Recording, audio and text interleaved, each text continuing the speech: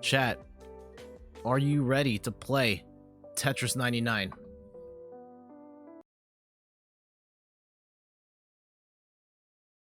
Hold on. Oh, there we go. The beat took a weirdly long time to kick in, but we're back. Hey everyone, I'm Jet from InThirdPerson.com, personal look at video games, board games, and other nerdy pursuits, aka the hottest calves on Twitch.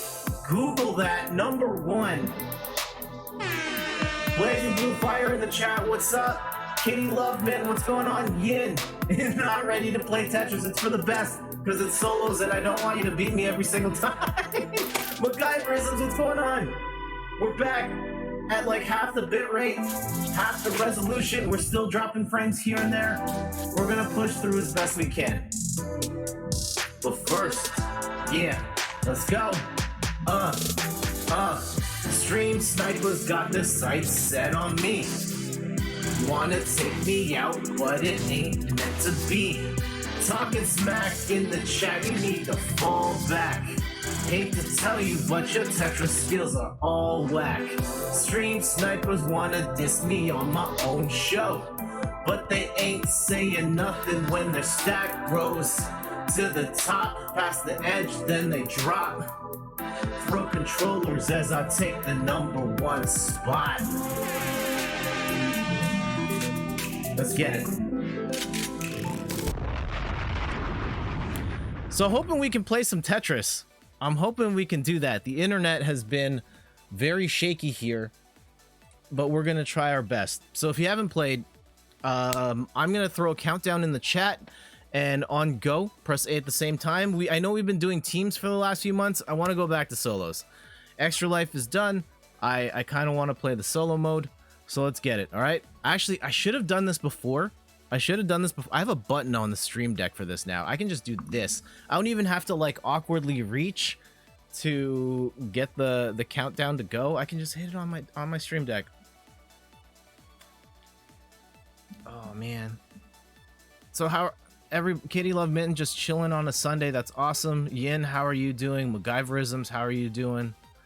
And go. I'm a little, man, I was hoping to say I'm not frazzled. I'm usually frazzled on the Sunday morning stream, and unfortunately I am frazzled. I woke up early. Well, I woke up really early because I had a tummy ache, and then I eventually fell asleep and woke back up. But I had time to set up everything, and then I went live and we just dropped a ton of I'm still dropping frames right now. Like, it's borderline unacceptable, but we're gonna let it rock for now. If it goes, like, we're at a tummy ache, I know. Yeah, it's not great. It happens, though. My wife and I ordered some Pizza Hut pizza last night, and maybe it wasn't sitting so well with me. It's okay at the moment. I'll have to monitor the situation. There was at one point this morning, I was like, I don't know if I can stream with my tummy feeling like this, but I think we'll live.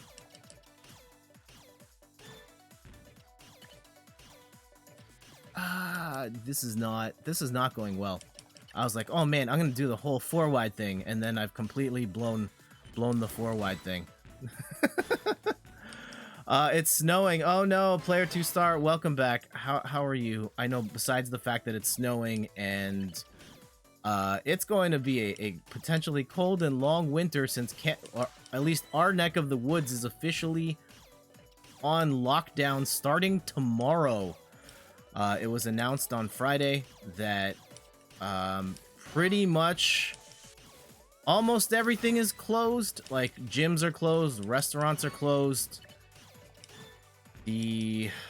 What else is closed? Churches are closed. No weddings, no funerals. I think everything except school is locking down in our area, and which has caused a lot of last minute panic shopping. The malls were packed, and you know, Steph and I had to take care of some last minute stuff too.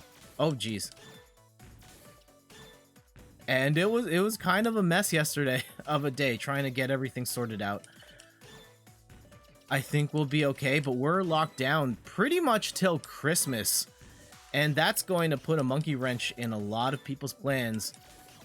But I hope that this is for the best, because I think at the end of the day, our health matters more than anything, and I wouldn't want anyone to get sick that doesn't have to. So I pray that this is going to help. Back in lockdown, yeah, you need a 3-block residue for a 4 wide. Okay, thank you. I was actually just messing around with that before the stream. I'm like, all right, I've made this stack that's 4 wide. Now what the heck do I do? So I'll have to figure it out. I have to figure it out.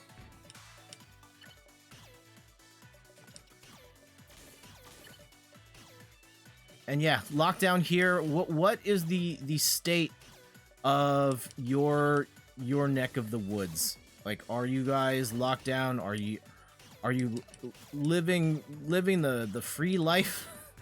I hope not living that Swedish life. Oh man, the herd immunity thing didn't really work out.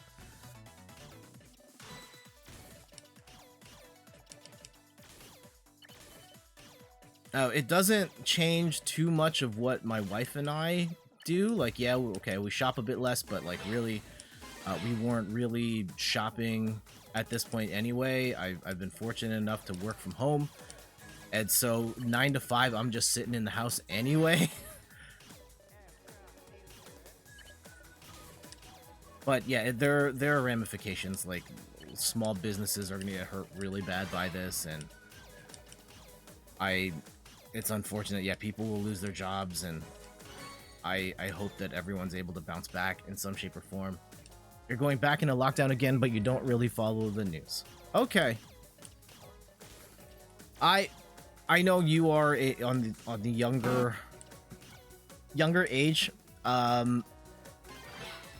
At some, I mean, maybe you will. Ah, man, I was gonna say, like, one of my regrets when I don't know how old you are, because I can guess, like, I don't want to dox you, so I don't want to say, but when I was like a teenager going into young adult territory, I think one of the regrets that I have was that I didn't pay as much attention to the news and world events and politics, because that stuff did impact me in the world around me, and I was just oblivious to it. And I wish I was more aware of what was happening around me back then. For me, it was just like, well, I play on the basketball team, and we have this game coming up, and I have this homework. Like, that was it. That was all I was looking at. But there was just so much more happening in the world that I was oblivious to. And admittedly, it wasn't until I went to college for radio broadcasting where I started to be mindful of that, because when you are on the radio, you talk about a lot of different subjects. And in order to do that, you kind of have to be up on the news and world events and pop culture, and part of your training to be on the radio includes, you know, I mean, not so much reading the newspaper these days, but back then it was reading the newspaper, it was watching TV, keeping up with current events, and just having a better sense of what's happening in the world so that you can talk about it on your show.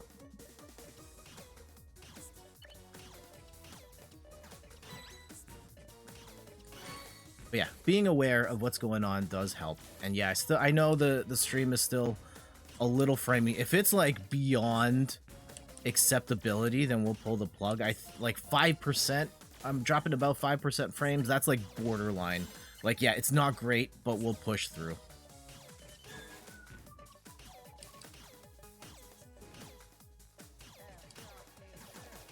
Yeah, toilet paper sales back on the rise. I think it's silly. Like, the last time we did this, we did this a couple of months ago, and toilet paper was sold out everywhere for no reason, considering that the virus has nothing to do with, you know, like the bowel stuff so much. But no, here we are again, people panic buying the toilet paper and just doing more harm than good that way. All right, top 10.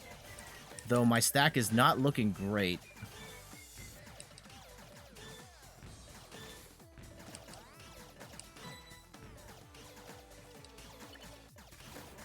Uh-oh.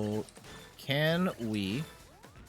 Okay, we cut down a lot of that, which is good. That's not where I wanted that to go. We're just gonna roll with it. And then... Uh-oh, this is bad. Now this is real bad. Almost top 5. It's still watchable. That's kind of what I'm hoping for right now. And yeah, we got top 10. It's all right. It's all right. Unfortunately, with the wire, not the wireless, because I do have Ethernet going. With the internet situation here, there's only one internet provider in this area, and well, there's two. One provides gigabit internet, and the other one maxes out at 50 megabytes a second down with much worse up speed. So this is the only provider that I can really use here, and when their internet goes down, I'm done. So we're just gonna work through this as best we can. And congratulations to Ooh-ah! I don't know who that was. Let's see if there's any other names we recognize here. Chloe, Pogger, Cheech. I don't think so. All right. Oh, we'll bring it back. We'll bring it back. And so yeah, we've got some things. It's the holiday season, Christmas, Hanukkah, Festivus for the rest of us. Whatever it is you celebrate, maybe you can get in the next lobby. Awesome. And I think as something special, we did the backdrop to celebrate the season, with the big thing being the Christmas tree in the back. I don't know if one of my favorite ornaments is on here. I don't know if you can see this. Here, I'm gonna pull him down. I hope I don't pull down the whole tree in the process. One of my favorite ornaments. I found this at a convention, I think last year. This is Shaquille O'Neal dunking on a basketball net. One of my favorite ornaments, because yeah, it's here and then it swings and then it's just like Shaq rocking the rim. I don't know if anyone here remembers Shaquille O'Neal as a basketball player. Oh, he's just kind of straddling that other branch. There we go. And here, I'll give you a better view of it. We've got Christmas Pikachu that Randy gave me from the Pokemon Center in Japan as the tree topper, and there's some other video game characters you'll notice there. We've got, well, Beast Boy is probably in video. I don't know if there's a Teen Titans Go game, but Beast Boy's there, Luigi, Hello Kitty Guile, 7-Eleven Slurpees up there. I hope you guys enjoy the view. And we've also decorated the backdrop with some Christmas decorations and red and green things. Some things that I wanted to call attention to in particular. The bottom right, that Ninja Turtles comic, it's issue 100, and it's got the new female turtle. I think her name is Jenica, and she's awesome. So I'm really glad to have found that at a comic store the other day and showcase that. Not necessarily Christmas related, but certainly green. All right, let's get this countdown going. Countdown starting now. So yeah, follow the chat, and on go press A at the same time as me. All right. So yeah, we'll pull up the game here.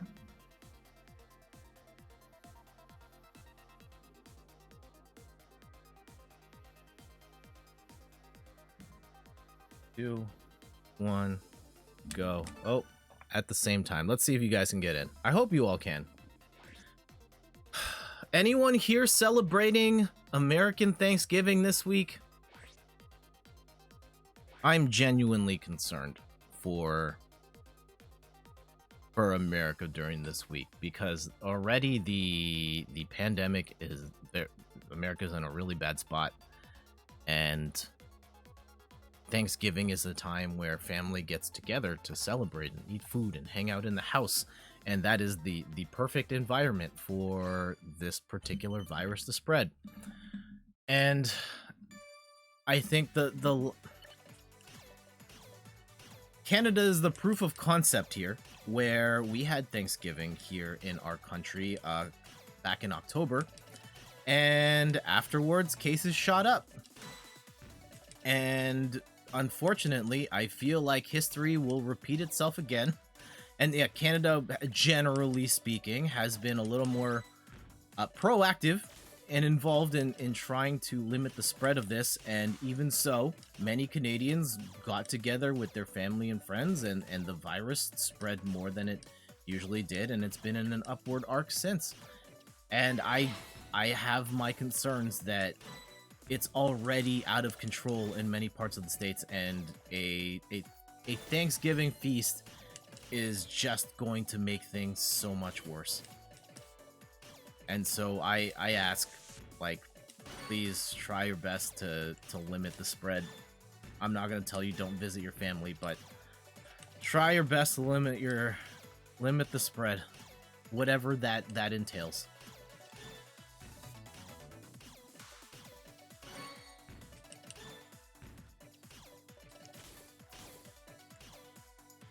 Sorry to get a little preachy there, but yeah, just want to make sure everybody's okay, because I know that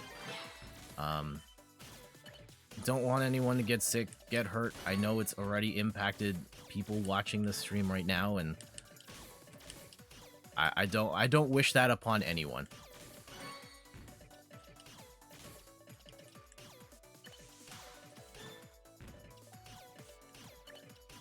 Thanksgiving, oh man. Now I want to talk about food, because like Thanksgiving, it's the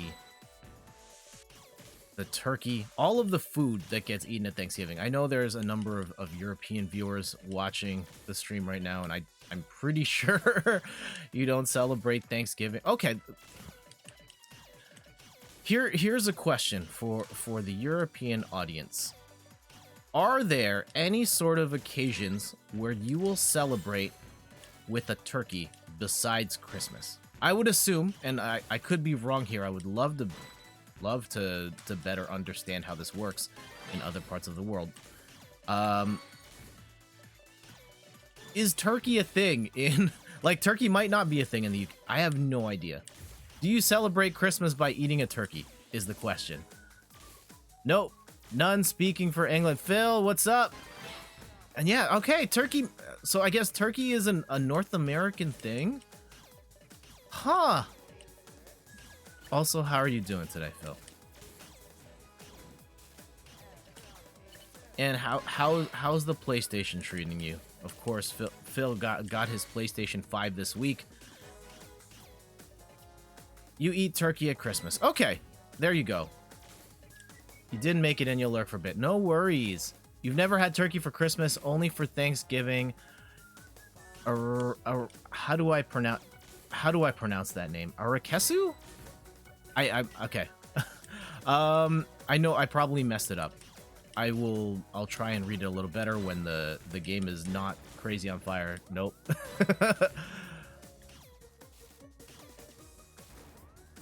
Arakusu? Man, I apologize. I feel so bad when I'm like unable to read the names in the chat. But yeah, turkey only on Arakusu. Okay, better. I'll work on that. How are you doing today? And yeah, that's interesting. What do you... Okay, so you eat turkey on Thanksgiving, but you don't eat turkey at Christmas. What do you eat at Christmas time then?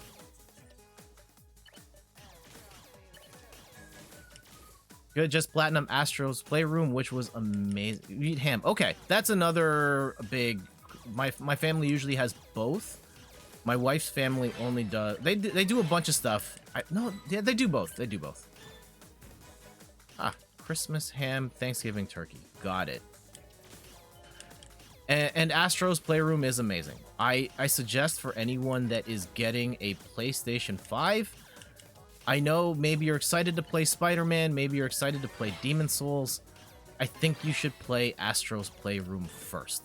And you should do that because that game is a showcase for the DualSense controller and all of the cool things it can do.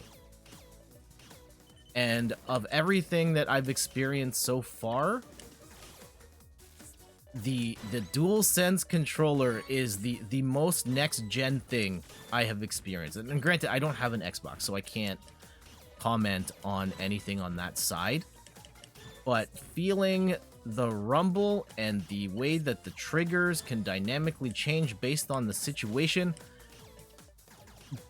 does add a very cool level of immersion two games that we haven't really experienced before. The Switch kinda did it. Like, apparently that the rumble tech in the DualSense controller is the same stuff that is in the Nintendo Switch controller, but for some reason it's way worse on the Switch. Like, 1-2 Switch was the only game that kind of did the thing of like, hey, you can sense the number of ice cubes inside the controller, and that was it. Everything else is just, all of the rumble on the Switch is awful after that.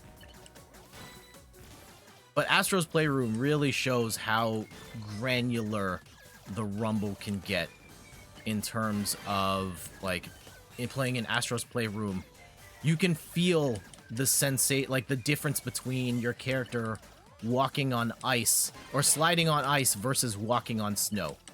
And it's trippy. Oh no. Uh-oh. Okay, okay.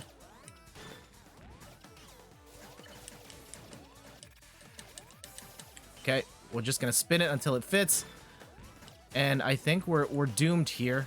We tried. Oh, hold on. Hold the phone. We are not done. I just realizing like how old of an expression hold the phone is. Like, who's really still talking on the phone? Top 5. GG's. We'll write it out to see who wins on this one. They've done the activity card and hint videos very well in Astros 2. I use both to help complete it. Awesome. Yeah, the card system, I'm not entirely sold on it. I guess Astro would probably be the best because it does show hints and achievements, and you can kind of work back to different parts of the game, I think. Yeah, not entirely sure how I feel about the card system as a whole. It has been a little bit of an adjustment trying to figure stuff out, like, how do I find... Yeah, again, stop the press, hold the phone. Another one, stop the press. Like, who...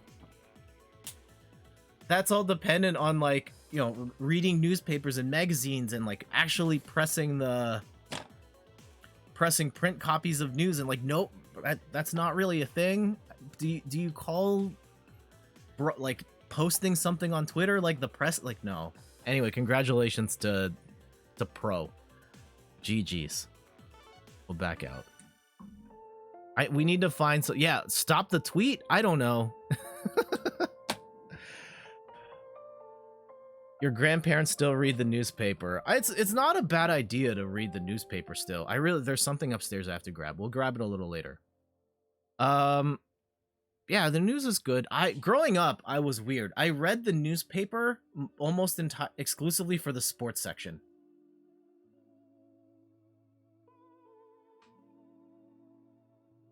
And then our newspaper, yeah. I would read the sports section because I was really into baseball and basketball, and this one newspaper that is you know what, I don't want to talk about that particular newspaper. We'll leave them out. But yeah. Newspaper is newspapers and local reporting important, kind of falling by the wayside. We'll see what happens. Is that Beast Boy in my Christmas tree? Yes, it is Beast Boy in my Christmas tree from Teen Titans Go. It's a pretty nerdy tree. We've got a couple of other... Does this camera still work? Yeah. We've got Christmas Pikachu at the top. We've got Luigi in there. Hello Kitty Giles in there. There's a 7-Eleven squishy Slurpee plushie in there too.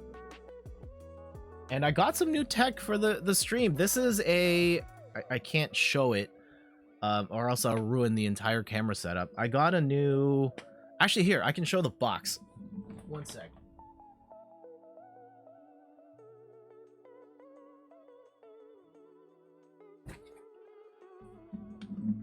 I did some Black Friday shopping for myself. I know I'm not helping anyone that is shopping for Christmas presents for me. This was half price at Chapters. It's the influencer starter pack with the tripod and the ring light and the phone clip. And so feels like Pete should be here for the Tech Talk. Yeah. Command Tech Talk. It's not like a high-end stand or anything like that. The light works. It's actually a pretty decent ring light. It's like 8 to 10 inches in diameter. Is that diameter? I don't know what the thing is, but it does have a ring light on it, and it does hold your phone. It also, I'm pretty sure that the screw at the bottom can also screw in webcams, so that might be something that I use more when I'm doing like board game streams, or when I eventually get back into making YouTube videos. And I think for the price, it's pretty decent. The ring light also has 3 different shades, and you can change the brightness on it too. So I'm pretty happy with it overall. It's the tripod selfie light from Chapters. It's by Common Craft is the brand. And yeah, it works fine. I think I'm gonna use it mostly for putting this camera in weird spots. For the time being, you guys want to play some more Tetris? Here, let's go and pull this back up. We'll throw down a countdown. Yeah, I feel like Tech Talk with Pete versus me are 2 different beasts. Pete's got all like the highest of high-end stuff. And not to say that I don't have good things here too. I feel like I'm a little more willing to get oh, that transition didn't work at all. Go with a lo-fi solution where I need to save money. At some point, like, it's okay. We'll let it go. Shoutouts to Kim and Pete though. Over at later levels, Pete is still after your stream deck. Yeah, I do. See, that's the other thing. I've got the big stream deck and other things. Can we shout out later levels?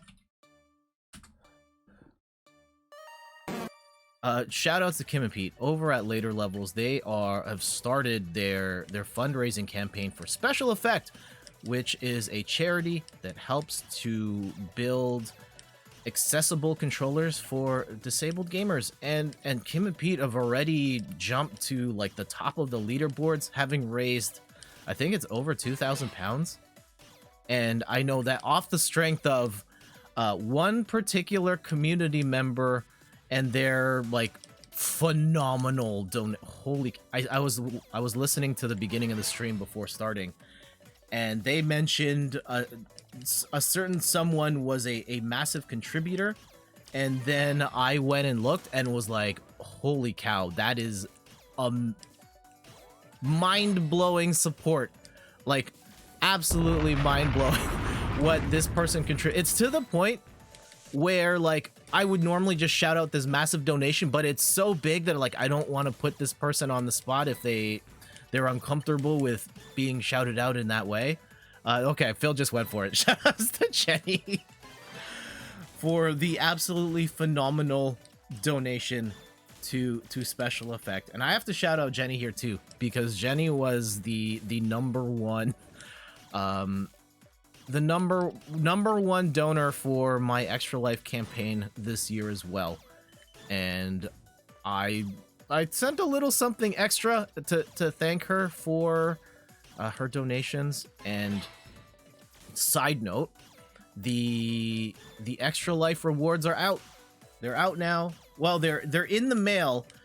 I don't know if anyone's gotten them yet. I'm gonna guess no, but they're on the way.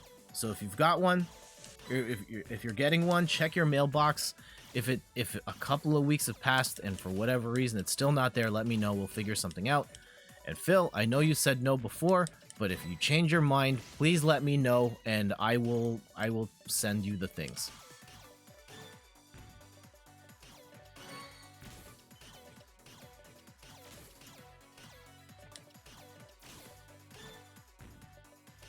Oh geez. Okay, that's an easy fix. Easy fix. Good morning, Dean. How's it going?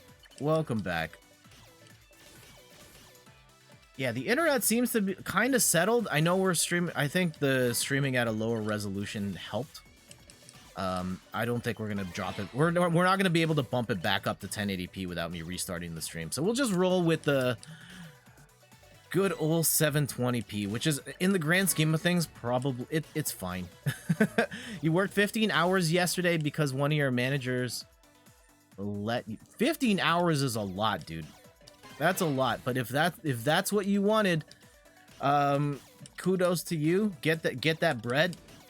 Max respect for that. Can't knock the hustle. But yeah, I hope you get to rest today, though. Jeez, 15-hour days. Not fun. And it's hard work, like doing what you do. And one thing I find streaming to be hard work too. I see there like the people who stream full time, and there are streamers who do this like 5-6 days a week, and they're streaming for 8 to 10 hours a day. I can't do it. I can't. I would be just physically and emotionally drained, and with the amount that I talk, my voice would be gone. And I don't know, I don't think I'd even want to do that. I feel like playing video games, hanging out with you guys is fun, but if it's to the point where I'm not doing anything but streaming, I don't think I would have fun with that. I think especially the part where like anyone familiar with the streamer Amaranth? She is like one of the biggest streamers here, probably known for her more mature content. Anjum, welcome. And I was watching like this really interesting interview with her on Devin Nash's channel, and she was, you know, they were talking about like her analytics and how her stats were going down, and one of the things Devin Nash mentioned was like you're streaming too much. And she talked about her schedule, and she was streaming like 8 to 12 hours per day, 7 days a week. And he mentioned like when you're streaming that much and you're not leaving the house, like you just don't have and you're doing streaming, so like all of the content you're coming up with is off the cuff, like you just run out of things to contribute, run out of things to say, because there's nothing else happening in your life, and other than like I'm here playing these games, and I don't want to get to that point. I love being able to come on the stream and talk about like news and world events and gaming culture things and what happened in my life. And if I'm streaming here all the time, I don't get the opportunity to like live, you know? Oh, Devin Nash's whole don't be a Twitch affiliate thing. I love Devin Nash's content. I would take that with a grain of salt, and I have to watch the video. You would. It's a hard road to become a full-time streamer. Absolutely a hard road. Do I agree with that? I mean, I have to watch this video. Strictly based on the premise of don't be a Twitch affiliate. There are definitely reasons to not be Twitch affiliate. I will say that much. We're down. Yeah, I'd have to watch it to weigh in. And it's not Twitch affiliate, not going to be for everybody. I think that people just like put Twitch affiliate on a pedestal. You found out Ibaka's heading to the Clippers. Yeah, that sucks. That anime betrayal. Oh, that makes me sad. You want my perspective on Twitch affiliate too? Okay, we can talk about it. We'll wait for the game to wrap up. Top 10. Should you be a Twitch affiliate, I guess is the question. Or why would you want to be, and why would you not want to be?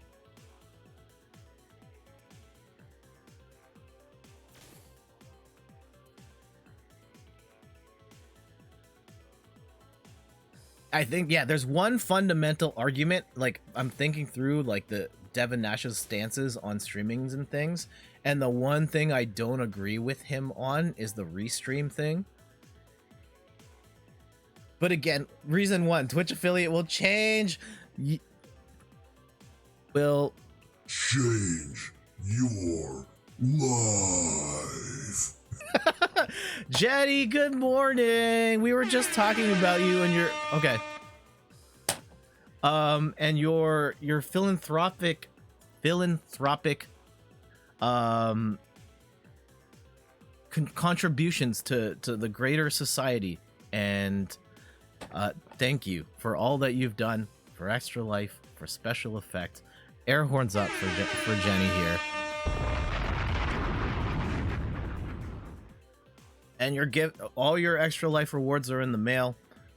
Jenny, specifically for you, make sure to make sure that the thing that I have sent is you might miss something in there. So make sure you get all of it out. And you donate to Extra Life too. Thank you, Anjum. I did notice that. And thank you to everybody who donated. Oh man, these two are battling to the death here in Tetris. And then yeah, we'll talk about some Twitch affiliate, whether or not you should do it. Glad you can contribute. Looking forward to the loots in the mail. Yeah, the stuff is on the way for everybody.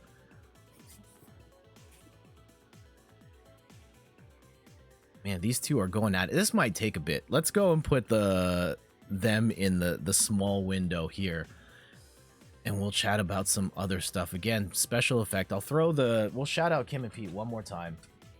Make sure to follow them. They're going to be doing a bunch of exciting stuff. Make a donation to their Special Effect. I will at some point. Probably a little closer to the marathon itself. But yeah, I look forward to contributing and helping gamers get accessible controllers. Jenny, how you doing today? Ian, how are you doing? Again, apologies for the late start to the stream. Internet issues. Still having internet issues. We're still dropping frames here. I've had to drop to 720p. I mean, it's not the end of the world. Oh man, I realize I'm probably gonna have to drop that one at some point because like Twitch Sings isn't gonna exist in a bit. Okay. All right, let's talk. Loving the Christmas tree. Thank you. Again, for everyone just tuning in, it's the holidays here, and in third person, we've got the Christmas tree going. We've got some geeky stuff on it too. There's a Game Boy down there. Shaquille O'Neal dunking a basketball. Beast Boy in there. Here's another look at it. You've got Christmas Pikachu up at the top, and there's a Batman in there. I know it probably doesn't help as much at 720p. You can't see full detail. It's fine. It's fine. But yeah, I'm glad you guys enjoy it.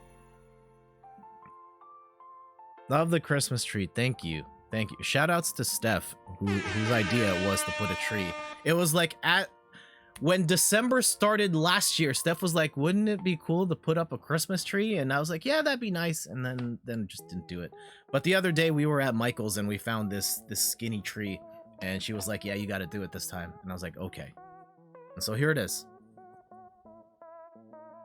Twitch affiliate.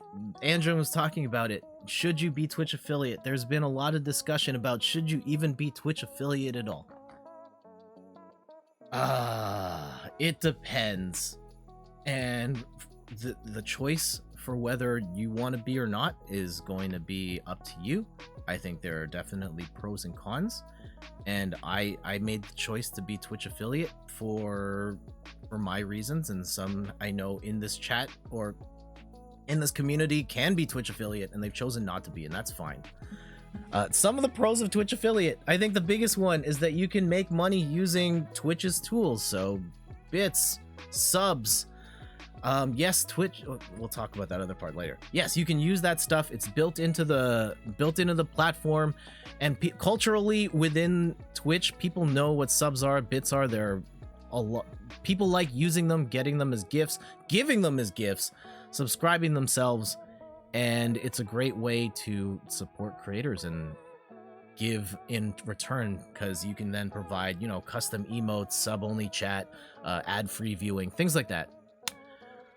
Other benefits, I mean, yeah, really it's the money-making part of it, and for a lot of people it's not gonna make much, but you can be making thousands of dollars as a Twitch affiliate per month if you really get things rolling.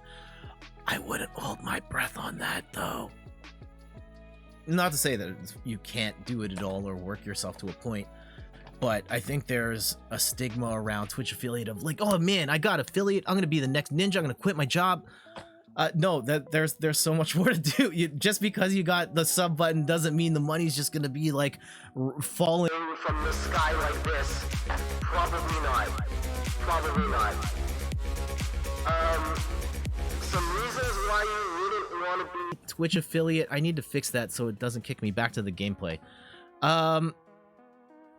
You have to, you're gonna pay taxes on that. You have to file that. You become like self-employed, and you'll have to do the extra paperwork to account for that. You're not gonna get all of that money anyway, because Amazon's taking half of your bits and your subs. And there's some limitations as well, like your video content. You cannot stream at the same time on Twitch as somewhere else. So like if you want to use something like a restream.io and stream on YouTube and Twitch and Facebook, can't do it. You're contractually, you are not allowed to do that. I can go stream on YouTube as a separate thing, but I cannot do both at the same time. And for some people, they might want that maximum reach. I don't think it makes sense for the majority of streamers, just because it's a very clunky experience using Restream, and then some people are talking on YouTube, some people are talking on Twitch, and there's kind of tools to make it together, but it's pretty disjointed, and it's hard. Like, I like that I can just say, find me on Twitch, and we're done, and everyone knows that. But I think in certain cases, like if you're Capcom and you're broadcasting a fighting game tournament, like, yeah, you'd use Restream to broadcast that everywhere. But I don't think it makes sense for the standard streamer. People think they'll become the next Ninja because of affiliate. You would work on partnership, but it's hard because the platform is saturated with millions of streamers, and that's the struggle. That's part of the grind. I mean, I don't want to say the grind. It's this is not a get rich quick stream. This is a job. It's a, if you want to get to that level, you have to put in the work. You have to come up with great content that people want to watch. You have to market yourself. And even then, still, odds are slim. Odds are slim. Like, as big as like as this channel has become, like, I use big in loose terms, like this channel on Twitch Tracker is in like the top 1.5% of all channels on Twitch in terms of viewers. But like, there's no way I'm quitting my job to do this full time. No way. Ruler of the shiny Snorlax Empire. Yeah, I think it... Should you be affiliate? It depends. I think for me, I liked it because of being able to offer the emotes for the subs, bits, cheers, and being able to start to build a home here. But at the same time, like, there are reasons to not. Like, maybe you want to stream on YouTube instead, and hey, that's a viable platform to stream on. Or you don't like the terms that come with signing into Twitch. Like, you can't share. You like affiliate so far too. I'm glad you enjoy it, Kitty Love Mitten. Like 24-hour exclusivity on your clips. Like, I can't post like, oh man, look at this amazing thing. I can't like download the clip on YouTube from Twitch and then immediately upload it to Instagram. I have to wait a day, or else I'm in violation of my contract, and then I could get kicked off the platform, or at least kicked off affiliate. Ian says, honestly, after having done it for a while, I could go back. If I could go back, I'm not sure you would do it.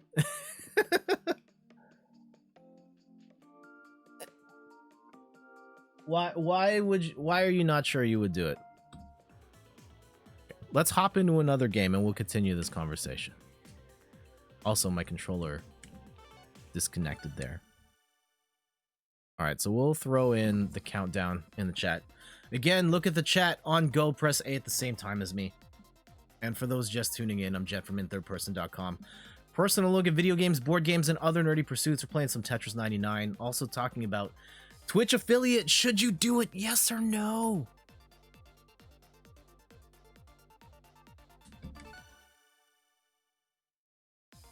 At this point, I don't regret it. I think it has... I mean, it's helped to generate revenue for me and the channel in ways that I wouldn't have gotten it otherwise. You helped to purchase this camera right here. You helped to get this thing right here. The emotes, I love being able to offer that to you guys. It's the I think the pros outweigh the cons for me. I think the bigger question is, do I stay on Twitch in light of all the DMCA stuff, in light of the way that they've been managing ads and messaging with creators and the treatment of creators, and that to me is a bigger can of worms. Affiliate, I am personally fine with, but for others, it may not be the best choice for you. Blazing Blue Fire went for it, didn't get it. How many GD got affiliate? See, there you go. That stuff matters. If emotes do matter. Okay, Jenny going for it.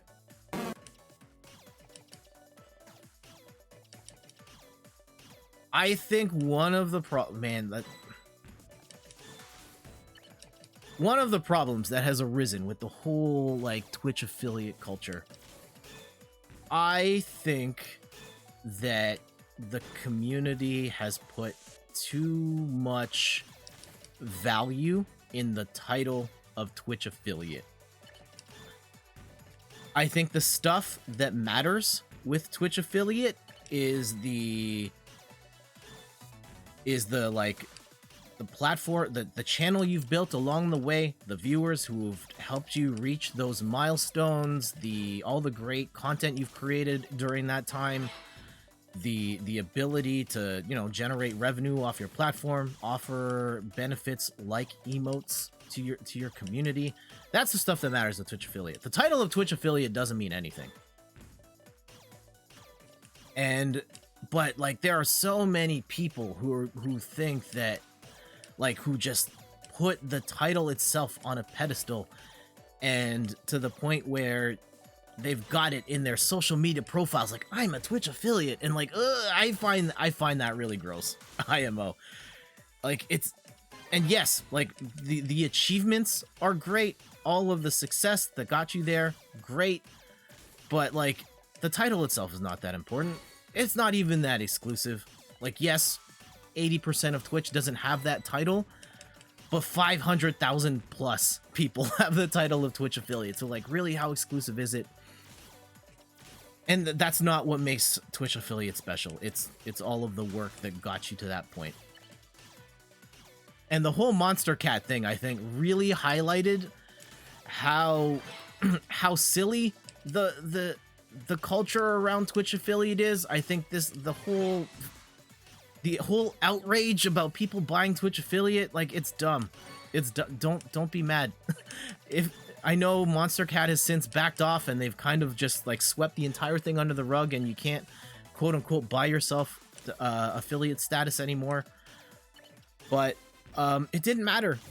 It didn't matter. Your achievements, your accomplishments were not lessened because someone else could have bought Twitch affiliate status. It doesn't make what you have any less valuable. It's not like, and it's not like those people who would have bought Twitch affiliate were taking it away from you. It's not like they were taking away your subs.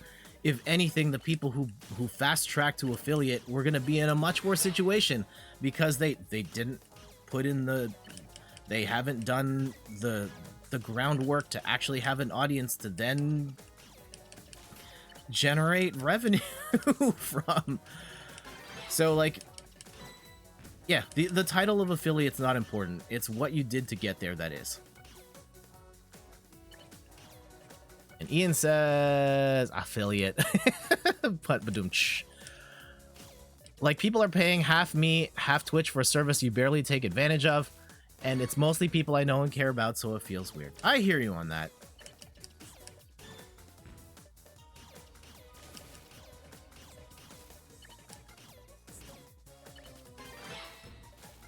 If you really wanted to, Ian, you can email Twitch and say, hey, I don't want this anymore. If it bothered you that much. Whether it does or not, you don't have to. Like, you're not a bad person if you say, hey, I've got Twitch affiliate. Like, you're not a bad person for having it and using it, and if people support you that way, like, there's nothing wrong with that. But yeah, it's a personal choice. I'm not gonna say everyone should do it or no one should do it.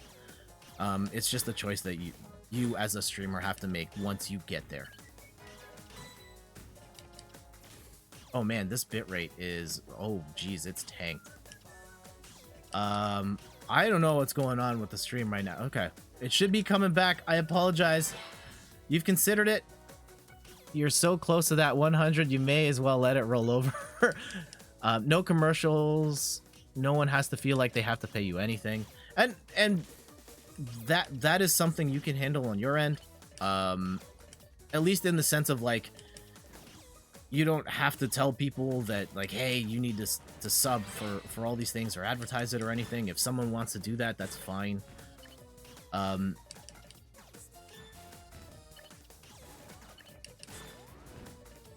yeah, advertise. Man, I was talking about, yeah, maybe we should just go to YouTube. Good guy YouTube wouldn't do that to me. They wouldn't. They manage the DMC stuff way better. And now they have put in, they're going to be running ads on creators who aren't partner, and they're not going to pay those people for running ads on their channels. Ugh, that feels really scummy to me, especially since Twitch took that out. They specifically took ads off of non-partners and non-affiliates. But YouTube was like, nah, I want to secure the bag. So it's tough. Like, where can you stream where you feel like morally good? I think there's pros and cons to all of the places. Wow, sad YouTube's doing that. Yeah. And I'm sure, unlike, man, I'm just gonna trash Twitch again. Unlike Twitch, I bet YouTube crunched all sorts of numbers and we're like, you know what? We can do this, and it's not going to create enough of a stink that we're going to have to roll this back. I bet they're able to push this through, and that's just the way it's going to be. BRB starting open source streaming platform. There you go. Thank you, Jenny. Patron saint of live streaming.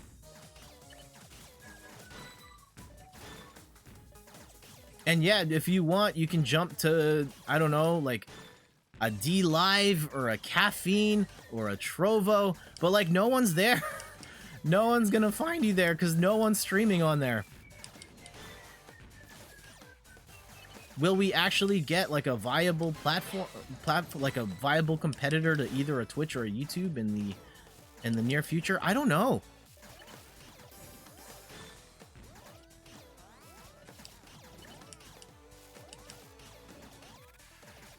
All right, there we go. We're top 6. So this is not looking great for us here. Uh-oh. Ruh-roh. Ah, no. D-Live and Trovo sucks for new streamers. You've tried them and no success. Yeah. It's tough. Like, they're just not household names, and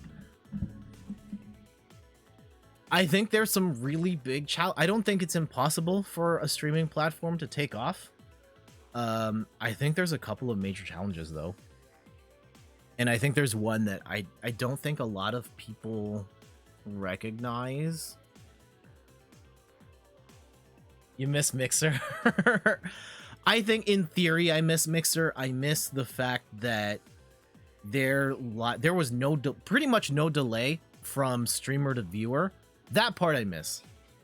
I don't really miss much else of Mixer. I didn't spend a lot of time there. I only streamed there once. So it'd be nice for me to say, like, if I was just saying like, yeah, I miss Mixer, like it would be kind of empty words because I wasn't really on Mixer at all. A big company needs to back a new one for it to work. I think that's part of it. The tech required to make a streaming platform go is insanely expensive, and there are like 5 companies that can do it. I think the bigger problem, and okay, once this game is over, we'll talk about, oh, wrong camera. We'll talk about the bigger problem that I see. Me being armchair analyst. And again, I'm not a streaming expert or industry expert or anything. Just the bits and pieces I've seen from people who actually know what they're talking about. and like why it's going to be tough for, I think, new competitors to get into the game. GG's to whoever this is, by the way. All right. I think the big thing that a lot of people don't realize about streaming and like why it's going to be tough for someone to break past your YouTubes, Mixers, Facebooks, besides the fact that it's really expensive to run, streaming doesn't make that much money relative to other businesses out there, including VOD. I remember seeing a stat on like video game, starting with video game content, of like how much of it is VOD versus how much of it is streaming. And I think the stat is like over 80% of all video content consumed in the gaming space is VOD. Like less than 20% of that is live streaming. Zooming out a little further, Twitch in itself gets about 15 million active users a day. That's not nothing. It's a lot of people. YouTube, which is primarily VOD, gets like over 1 billion people a day on that platform.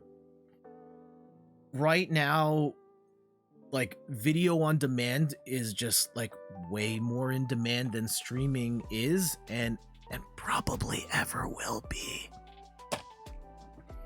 I think the fundamental problem with streaming is that it's a power user medium. I love it for, you know, just creators of all sizes being able to come on and hang out for extended periods of time, but like the content doesn't work well for the majority of people. For most people, they're on the internet and they watch videos because they're 5 to 10 minutes long, they're super slick, produced, and they're short. With the stream, these go for hours at a time, and a lot of it's just kind of like Dead Space or someone playing a game, or not Dead Space the game, but like, you know, here's video gamer pressing buttons, and like there's just not a lot going on there. There's bits and pieces of that are really good that you can cut out later, but like for the most part it's just kind of goes. It's not, you could watch, you know, 10 YouTube videos in the time of one live stream and potentially get more out of it. The big difference is live streaming works for the engagement and being able to directly interact, but for majority of people that's not really a draw for them. And so I just don't think it's worth it for that many other people to jump into this space, especially the ones who actually have the money to do it, because they also have other platforms that, such as VOD, that make way more money. I think like one of the examples that Devin Nash brought up was that Twitch is like less than 1% of how much Amazon as a whole makes. I think Twitch makes like $3 billion, and then Amazon's market cap is like $1 trillion. So like what is Twitch even to Amazon? All right, let's go get another Tetris game going.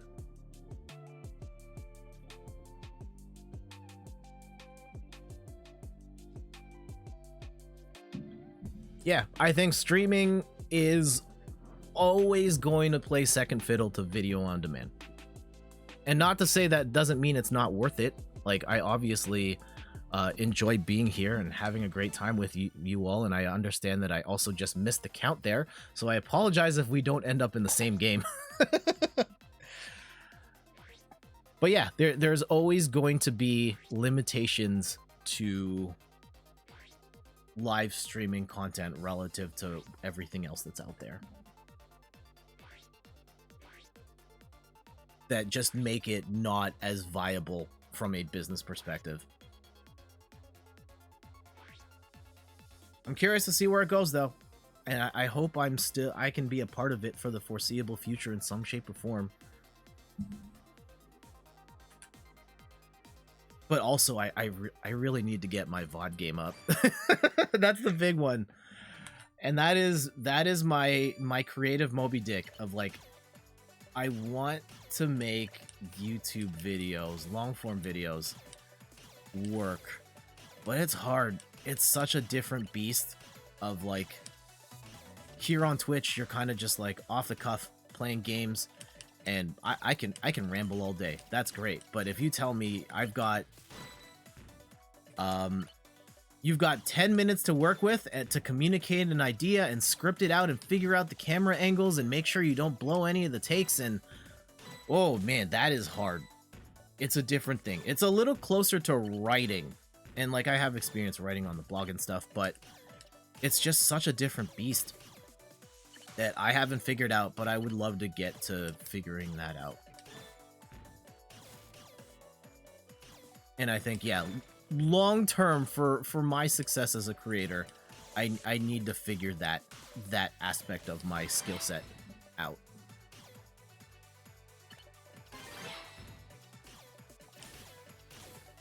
What do you guys think about like streaming? Do you think that streaming is going to be like the big thing at some point? Do you think it like has a shot at being like bigger than video, or being more prominent than it is now? I think it still has room to grow. I just don't think the ceiling is going to be as high as I think we would think it to be.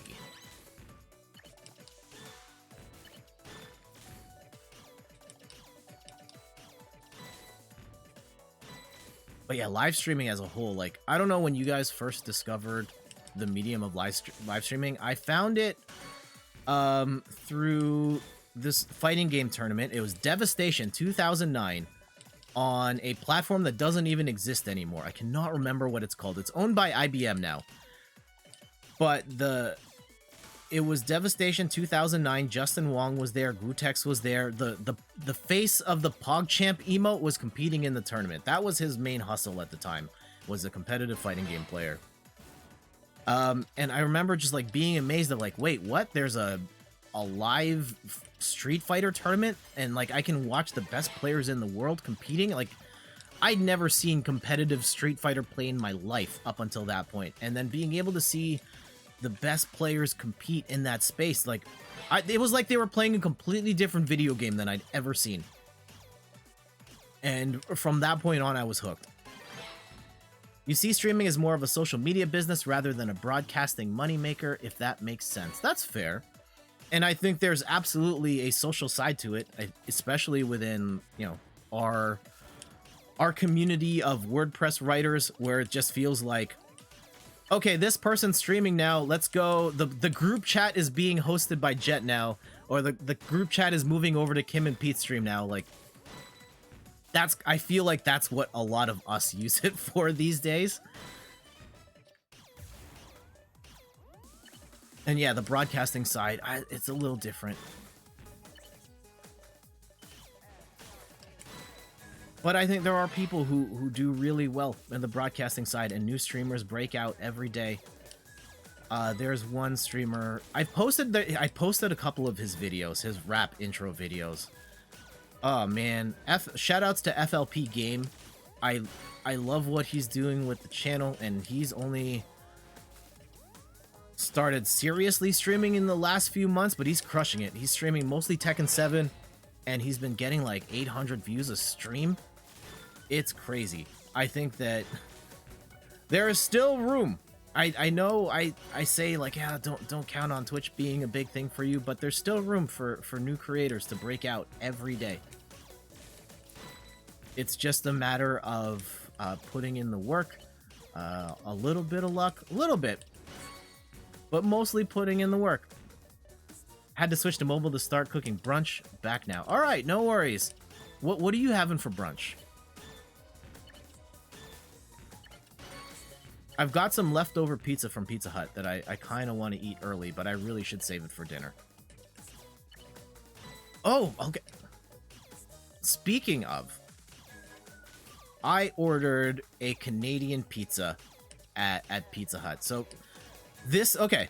I think Canadian as an order is pretty standard. Like in Canada, if I said, give me a Canadian pizza, they would know what I meant. And generally speaking, and Jenny, you can correct me if I'm wrong on this, Canadian pizza includes pepperonis, mushroom, bacon bits. I like bacon. Food source, yes. Not sure what you'll eat yet. Des wants breakfast burritos. Ooh, nice. But yeah, if you're in Canada and you order a Canadian pizza, that is what you get. And now that makes me wonder, like, are there, if I go to the States, could I order a quote unquote American pizza, and what would be on it? And if your country does not have its own like country branded type of pizza, what would be on a Scottish pizza, on an English pizza, on an Australian pizza? Love that. All right. Yeah. What would that be? Trying to think, what would be an American pizza? I think it would be meat heavy.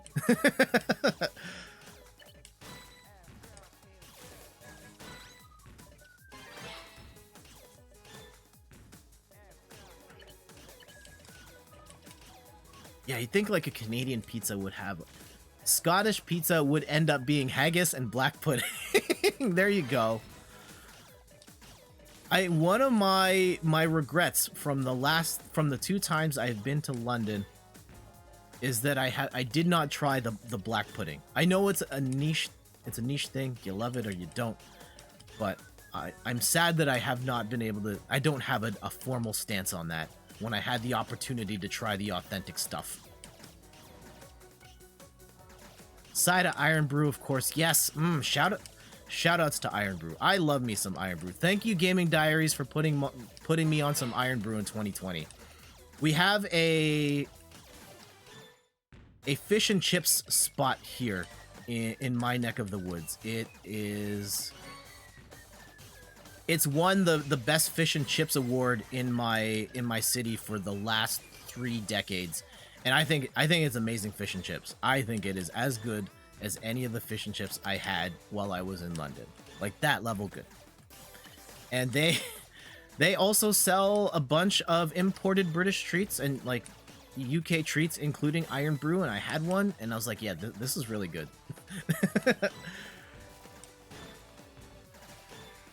Player 2 Start says, you'd imagine an American okay, hold on. Sorry, it's getting really fast here. American pizza would be corn and discount chicken McNuggets. Oh, geez, those chicken McNuggets. I'm never going to get over that. Never. Okay, and for anyone, you have Iron Brew in Ontario? Jealous. There are import spots that sell Iron Brew here. Jenny, I was thinking of you yesterday. I was at a mall that happened to have a store set up for Peloton, just Peloton, and they had the bikes and the treadmill set up with the screens, and I was like, damn, what's it gonna take for me to just send one of these to Jenny, because the Peloton does not ship to her part of Canada apparently, and that's unfortunate. Also, we're top 2. Let's see if we can close things out. They've got 4 badges, I have 4 badges. Their stack is a little higher, but that doesn't necessarily mean we're safe. That just means they have more firepower to work with as we chip down. And of course, now they're sending a whole bunch of junk my way. Let's send that over. Run it.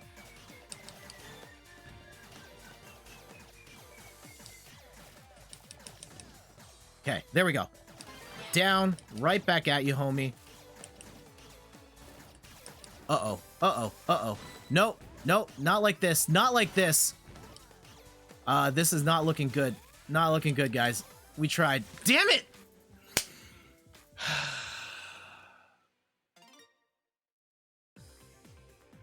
Ooh, good. GG's.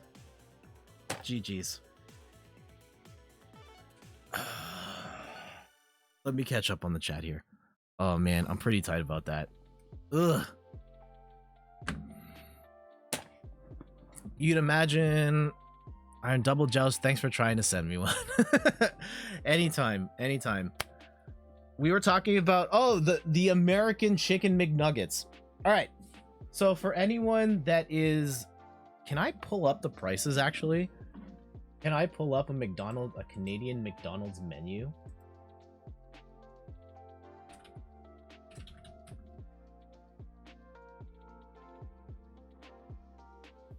They're probably not going to have prices here because prices are probably going to be like regional. But anyway, prices for Chicken McNuggets in the United States are crazy, like crazy good. You can get a 20-pack chicken McNuggets for $5 US. In Canada, $5 US, like let's say $7 Canadian, that's gonna get you a 6-pack of nuggets. Less than half the nuggets for the same amount. It's ridiculous. I cannot believe it. I remember discovering that for the first, like, why are they so much cheaper? And I will say, generally speaking, food in the States is cheaper than it is in Canada. Like, equivalent products are cheaper in the States and in Canada. And I'll also say that the proportions of food when you go to a restaurant in the States are more generous than they are in Canada. Jenny's coming to visit for Iron Brew and Pellet. Anytime, Jenny. Anytime. The secret is that the guy making the nuggets here has to work 2 other jobs to have a house. Oh, man. That hurts. That hurts.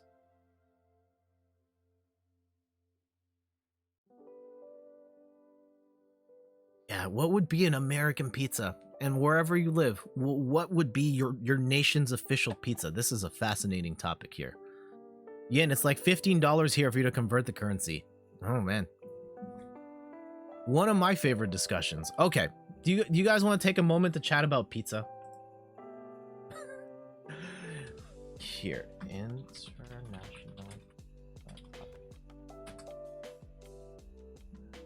Let me find an article here. Favorite pizza ingredients and 14. Here. All right. They don't have pictures. This one doesn't have pictures, but I do want to talk about this. Let me set this up for you. Set the stage. Okay. Back to here. Browser view on. And of course, it doesn't have the browser set. So I'm going to have to manually configure that. Where? Play capture, no. Window capture, pulling in, nope, not the rap lyrics. Here we go. Oh, good morning, JF Raptor fan. How are you? One of the most fascinating things to me is the regional pizza flavor, like toppings from around the world, and the type of stuff that you know, is considered okay here and weird elsewhere. So I pulled up this article. Here are some pizza toppings from around the world. Tell me if these are good, if you would try them out, or if you just think they're not it. Pizza toppings from around the world. India, pickled ginger, minced mutton, paneer, a form of cottage cheese, and tofu are popular. Another is tikka. Okay, I get that one. Chicken has been marinated in a spicy yogurt sauce. All right. Pizza of India. Yeah, no. I personally am gonna say no. That the particular flavor set of India does not jive well with my taste buds or my stomach. But I understand that Indian food is very popular around the world. I'm gonna give that a no. Russia. A combination of tuna, sardines, salmon, mackerel, red herring, and onions is popular. The pizza is typically served cold. Okay, double whammy here. One, pizza served cold. I mean, pizza can be. I ate cold pizza last night, so I can't judge on that. All right, all the fish in there. That's too much fish for me. I don't want fish in my pizza at all. But that, like, the pizza, the fish salad inside my pizza sounds like a bit much. You're good. Can't remember the last time you had cheaper priced chicken McNuggets in the US. You should take advantage next time. You'll give that spicy chicken a go. All right. Also, Fred is staying. Serge is gone. I know. Bye, Serge. Fred, welcome back. Brazil. Green peas. What's up with that, Brazil? Corn, raisins, hearts of palm, and hard-boiled eggs. Green peas I can do. That's fine. Corn, yeah, okay. Raisins is a little weird. I don't hate it. Hard-boiled eggs, probably not. Probably not. Japan. You guys excited for some eel and some squid on your pizza? And mayo jaga, a mix of mayo, potato, and bacon are the most popular. Teriyaki. I could do the teriyaki chicken. The other stuff sounds kind of weird. Randy says you can do peas and corn. No thanks to the rest. Yeah, same. Brazil sounds like a vegan pizza. Yeah. PJ says, good morning, Tito Jet. I love making cheese pizza. Cairo. Welcome, Cairo. I hope you're doing well. We're talking about pizza toppings right now, and then we'll play some Tetris. You could do the squid? Okay. In France, they do tarte flambé with bacon, onion, and fresh cream atop a thin layer of dough. I could do that. It's a combination of the originated in Bahrain. I can't pronounce that. But that sounds all right. All right, I'm eating pizza in France. Germany, a popular pizza topping is canned tuna mixed with other toppings or on its own. I don't do tuna at all, so I'm going to have to thumbs down that one. Sweden, peanuts, chicken, bananas, pineapple, and curry powder topped pizza is a favorite. Peanuts is interesting. I'd try it. Chicken, bananas. Banana sounds weird. Pineapple, we have Hawaiian pizza here. I'm fine with that. Curry powder, no thank you. Pakistan, curry, chicken tikka, and achari chicken pizzas are popular. It's not bad. Australia, ham, bacon, and egg pizza is quintessential breakfast fare. That sounds not bad. That sounds not bad. Shrimp, pineapple, and barbecue sauce pizzas are also popular. I don't do shrimp because I'm allergic. The rest of that sounds pretty good, though. Costa Rica, they mix it up by adding coconut and shrimp to their pizza. Again, I'm going to say no, but you could do that Australian breakfast pizza. Yeah, I could do that one too. The Netherlands, shawarma grilled lamb is a popular topping in the Netherlands. I could do some shawarma pizza, along with a double Dutch pizza consisting of double meat, double onion, double cheese. I could do that too. Greece, the Hellenic pizza includes feta cheese, oregano, olives. I don't like olives. Fresh tomato, onion, green pepper, and pepperoni. That one's a pretty good one. Take the olives out though. Portugal, linguica, a garlicky local sausage, and chorizo with spin. Okay, sausage, I'm in. And last one, the U.S. pepperoni, sausage, mushrooms, onions, green pepper, and extra cheese are the most popular options. Okay, like yeah, I eat all those things. All right, let's get in some more Tetris. For those just tuning in, I'm Jet from inthirdperson.com, personal look at video games, board games, and other nerdy pursuits. No, this isn't a food channel. We just talk about it a lot. Let's get in some Tetris. Of course, the countdown in the chat. Press A at the same time as me. On go. 3, 2. I don't know if the mic picked up my stomach rumbling there. I'm a little hungry. That's okay.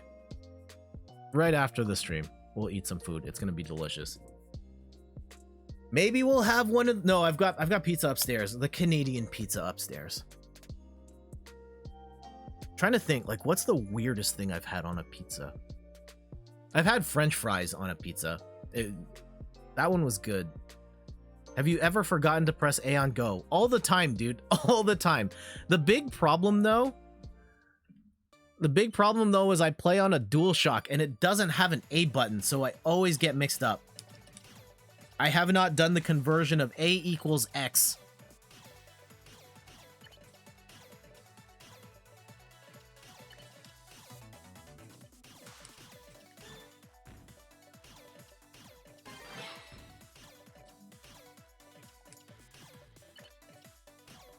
Ooh, some other thing. Oh, I have...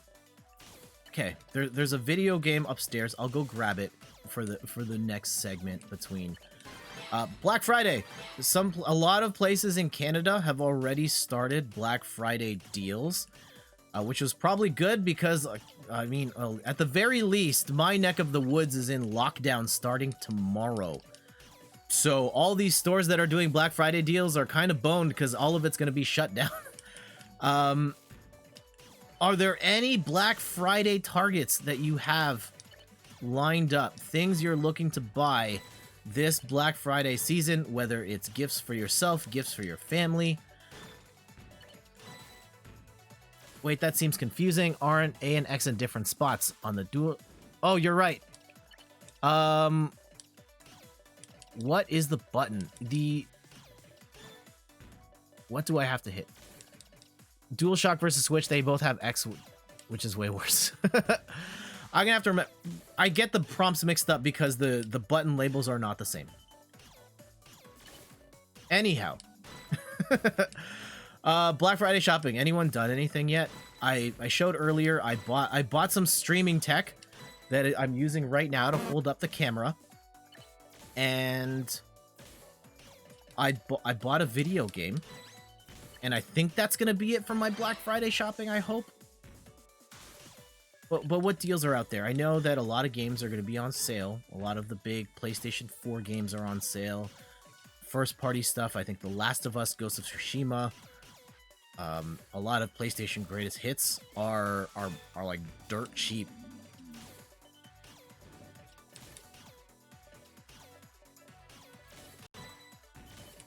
Are you looking to buy a new TV, maybe a 4K TV, so you can play your new PlayStation 5 or Xbox Series X in its full glory? You can use a capture card. It might be a good time to buy one. It'll probably be a good time to buy one. I actually haven't seen deals yet, at least like locally. I will let you know if I find anything though. What? Actually, this is a good. You weren't looking for the best deals. You just wanted all your shopping for the kids done. You went to Toys R Us. Awesome. Yeah, we've done. Okay. Because a certain someone is watching, I'm not gonna talk about the shopping, not the kids shopping. But yeah, kid shopping is fun. And yeah, we still have Toys R Us here in Canada. RIP Toys R Us in the US.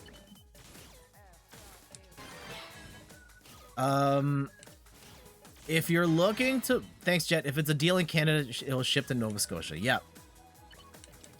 What capture cards would I recommend? Capture cards are a little weird. I think one of the big questions is like your budget. It's... If you're on the lower end of the budget spectrum, like if you're talking, and we'll use Canadian dollars just because, yeah, amongst us Canadians, if you're looking to spend under $200, then you're looking at an external card, which is what I use. It goes through USB. I'm using like an Elgato Game Capture HD 60S. At this juncture, I would probably recommend going with the S Plus instead, to future-proof yourself, so you got that 4K pass-through. But if you are looking to, capture video in 4K, or you want something with basically zero latency, and if you want to free up a USB slot, that's a big one. If you want to keep your USB slots open, you might want to consider an internal capture card. I think, Jenny, because you built your own computer, you could install an internal capture card.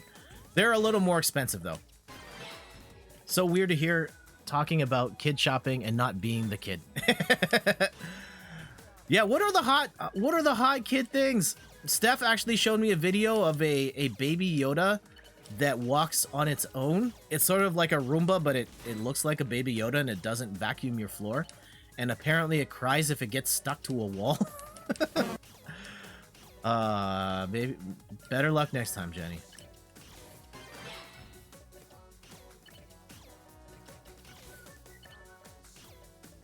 Ooh, here we go. As a kid, what were the things you were most excited to get? Like, what was that one thing on the wish list that you're like, I need this? I think the single thing I was excited to get, like to put, that was on my list that I was excited for more than anything, was Donkey Kong Country 1. And in retrospect, like, oh man, it was all part of Nintendo's I was just a cog in Nintendo's marketing wheel. But the hype for me leading up to that game was off the charts high.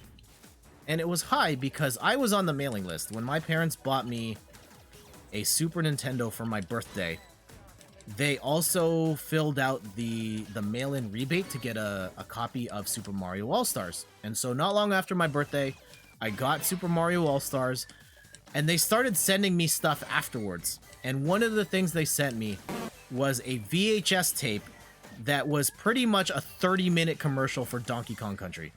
And I remember watching that tape over and over and over again because I'd never seen anything that looks so gorgeous, the 3D graphics in it, and learning about secrets before the game came out. Like, I felt like I'm in this exclusive club where I get to know the first dibs on Donkey Kong Country, and it's gonna be so great. And for months, like, that was the one thing I wanted, and we ended up getting it for Christmas that year, and all was well. You want to donate your shiny Snorlax to Pete if you win? Yeah, you're totally within your rights to do that. I will still list it as you, but I might put, like, donated to Pete afterwards as a note. And congratulations to Nindelli for the win. The Wii Christmas was a big one for you. Here we go. Let's switch back. Wii Christmas was a big one for you. Mom put the Wii and other new games for it under a second tree in the basement. So your brother and I thought you didn't get it. And she was like, oh, wait, where did these presents downstairs come from? Oh, that's really cute. That's really cute. Air horns up for your mom. Just name it Pete. I think there's at least one shiny Snorlax named Pete. And others that have been referenced as Pete. Man, Pete not here to get his points. Or defend himself. Yeah, there you go. Randy's is already Pete. But there is no rules that state that you can't... that Snorlaxes can't be named the same thing. So yeah, have multiple Petes. I'm sure Pete would love that. Yours is named Bowser. Yep. I think of the hardcore shiny Snorlax hunters, Pete is like the last major one. He's been trying since it launched. And the ironic thing is, like, Pete made the shiny Snorlax. He made the animation. And yet he still hasn't gotten one. It feels bad, man.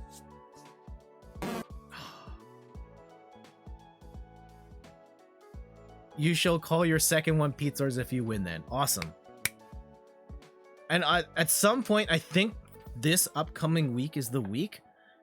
Again, for the sake of transparency, I think this is the week where I make the adjustment to the Poke Flute. And I'm not going to tell you what the adjustment is. The success rate is going to be the same, but there will be something else. And that is all I will say. All right, how about some more Tetris? Again, countdown in the chat. Hit A at the same time as me, and we'll play some Tetris together. Our rules clearly outlined somewhere. It's still gonna be a 1 in 50 shot. It'll still be a 1 in 50 shot. So Ian, yeah, I have to hit circle. I have to hit circle on the PlayStation controller to make this start. And no, I'm not gonna tell you what the other thing is, because it's gonna be a surprise. If it ever happens. If it ever happens. The thing that will be added will be much harder to get. There's no teams, they're playing solos today. It'll be much harder to get than a shiny Snorlax already is. I expect it at most to happen like one time next year.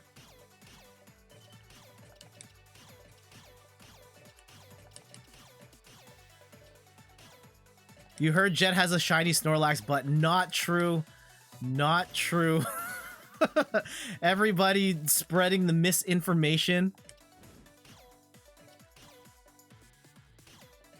around shiny Snorlax. There is no shiny Snorlax button.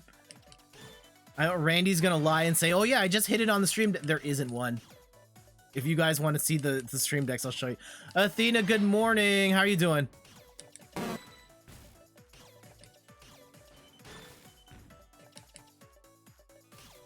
So Randy gets the new thing straight away when it releases. No, not gonna happen. The new thing straight. No, no, no.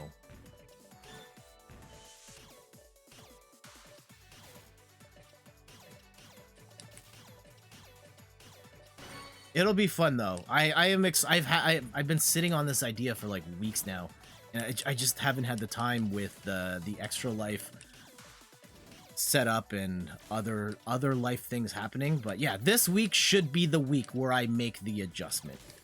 Patch notes incoming. You say that now, Jet. We know the button exists. No, it doesn't exist. It doesn't exist. It doesn't exist. I can't even like summon a shiny Snorlax, or like I can't summon a Snorlax unless I cash in channel points just like you guys. It's not built to do that. MacGyverisms asks, can you name 2 comic book characters who can time travel? That's a good question. Can you do it?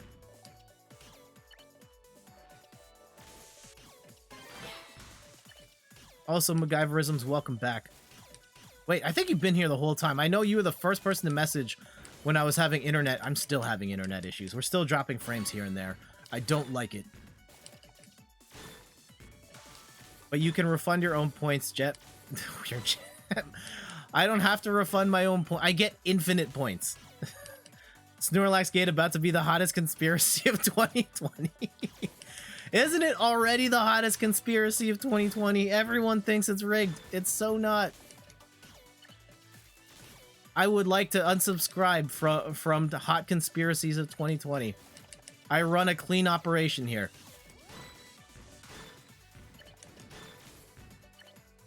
You think the Flash and Green Lantern maybe can time travel? I think the Flash can if he runs fast enough. I don't know about Green Lantern. I don't know enough about Green Lantern to say one way or another, though. This claim about shiny Snorlax is disputed. I did run the analytics on Twitter. I posted the stats a few days ago based on actual success. And I was surprised at the success rate being lower than what has been, you know, implemented in the system. I've programmed it to be 1 in 50 odds and like 2% success rate. And what's actually happened is less than 1% of people have gotten a shiny. We should be ahead. There should be more shiny Snorlax owners than what we currently have, and we don't. And I'm out. The other thing that rigged that's a little more pressing. Yeah, I'd say that thing is way more pressing. Demand a recount, you won. All right. We'll let this one ride. I have to go upstairs to grab a thing for a later segment. So give me a second.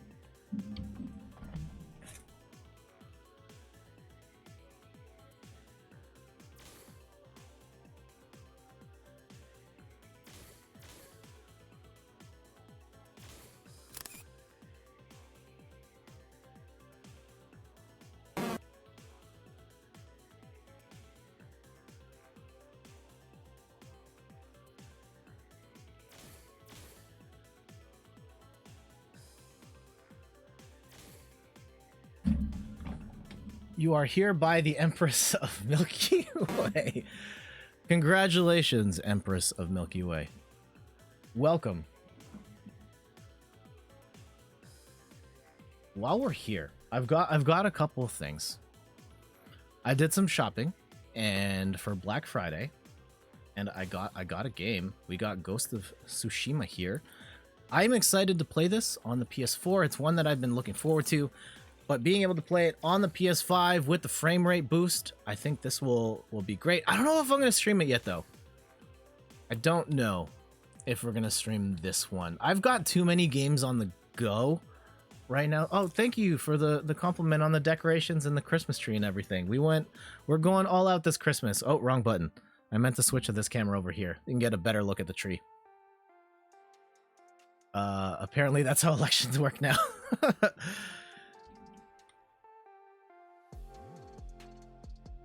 What was I gonna say? Yeah, Ghost of Tsushima. Looking forward to playing it. I've got too many games on the go right now, though, and it's stressing me out because I'm still playing Rogue Company. I'm still playing Hades. I still have to finish Fuser. I started Spider-Man. I started Borderlands, and like I get overwhelmed. I like to play max 2 games at a time, and it's like 1 single player game, 1 multiplayer game. And right now there's just too much stuff. And also, I don't know if I'm going to stick with 3 days a week. I think this upcoming week's going to be 2. And then I'm not going to... It's going to be Animal Crossing and probably Rogue Company. So we'll see. I don't know how you guys play like thousands of games at once. I'm looking at you, Hanny. I don't know how she does it. She's got so many games on the go at once. You notice he took down the green screen frame and now are busting out all the green decorations. Yeah, that was one of the unfortunate side effects of Christmas, is that we can't or of the green screen is you can't actually put green stuff on. So with the tree being here and all that, like it's not really gonna work. So no cycling pictures until January probably. But we have a tree though. We have a tree. You got the skinny tree yourself, and so did your folks. Ah, congratulations. What are your thoughts on like not necessarily my skinny tree, but the skinny tree aesthetic in general? That seems to be a trend the last few years of the trees getting skinnier. Do you like it? Do you hate it? You generally have one game you're playing at a time, and you rotate between the two. Yeah. So I might not even play this for the next little bit. I kind of want to work through some of the stuff on my queue. I think the easiest one to get off the queue is Fuser. I haven't beaten it yet. I really just have to play through the campaign and not be so mindful of the score. Like trying to 5-star everything, because it's not worth it. It seems like a better use of space.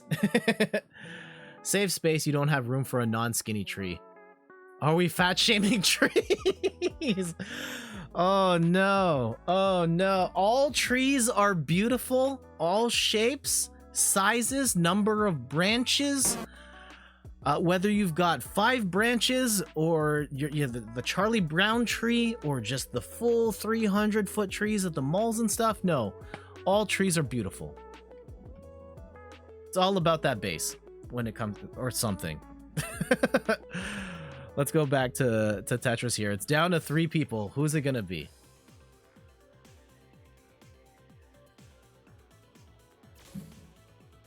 One of the things, JF Raptor, I remember is that growing up, your family had the white Christmas tree, where like all the actual like the branches and are they called thistles? The needles were all white. They don't really make white Christmas trees anymore. Now it's like green Christmas trees with artificial snow on top. I don't know how I feel about the white Christmas tree kind of having gone extinct. Yeah, the white Christmas tree. Jenny says you don't decorate. Your cats love all trees too much. Yeah, that's kind of a challenge. Cats with Christmas trees. And pets with Christmas trees in general. Athena says you're not a fan of the skinny tree, but I think it's good if you don't have a lot of space. Yeah, the only reason we can even have a tree in this backdrop is because it's a skinny tree. If we had like a regular size tree that was this tall, it wouldn't work. You don't know why they had a white tree, but it was unique. Yep, I think it was a of its time sort of deal. Ian says you haven't traditionally decorated because we never really have Christmas at your house. Gonna have to decide if you're decorating this year now that COVID had decided we're not going anywhere. Okay. Yeah, the whole possibly spending Christmas at home meant we've doubled up on the trees. And yeah, that's kind of a bummer. I don't know if we're seeing anyone on Christmas either. At least not IRL. This is your first year with an Xmas tree for the same reason. Okay. Well, I mean, it's good that in a sense that everyone's kind of trying to get more into the spirit, find other positive things, and congratulations to 37 Santa on the W. All right, let's go jump right back in to another game. I still have some other stuff. Oh, actually, we can talk about it here while we're queuing up. I got another board game here.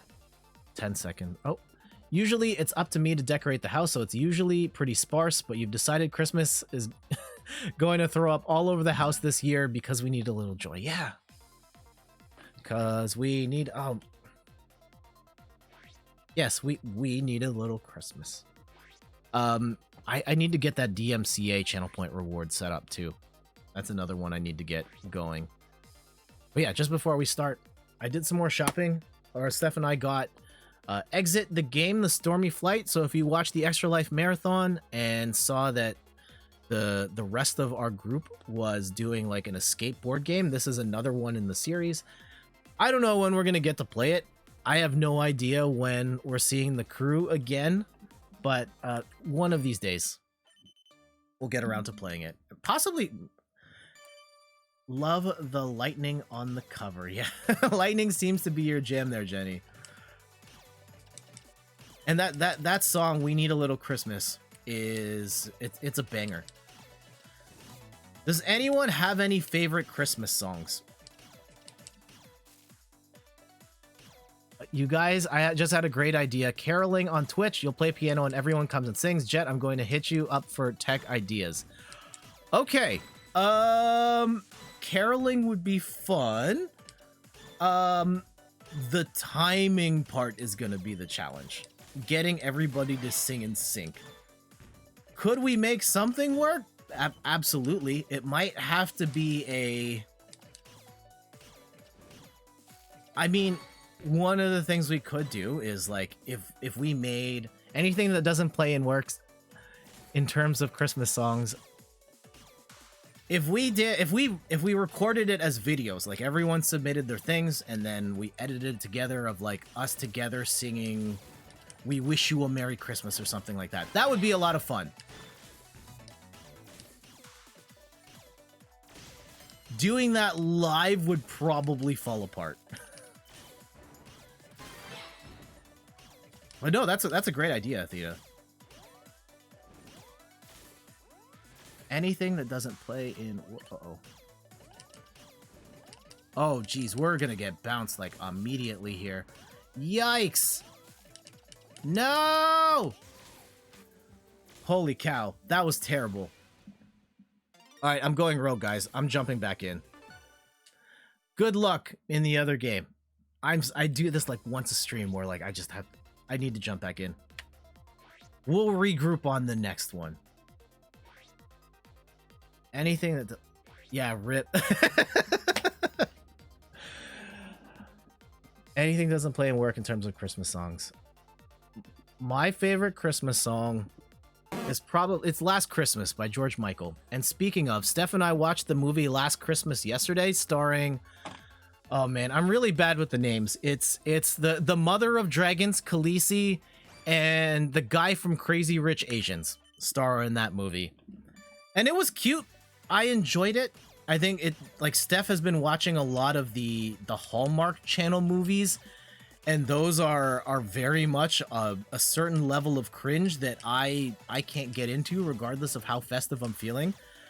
Last Christmas was all right as long as you don't think too hard about the twist. Henry Golding, there it is. Thank you, PJ. As long as you don't think too hard about the twist of that movie, it's all right.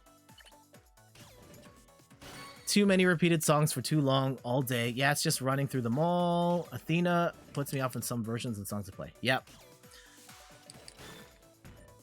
I've talked about this. Yeah, that's one of the reasons I hated Christmas music for so long, was hearing the same songs every day, multiple times a day, nonstop. And part of what Steph and I do now is we go through Spotify and we listen to like only the new stuff.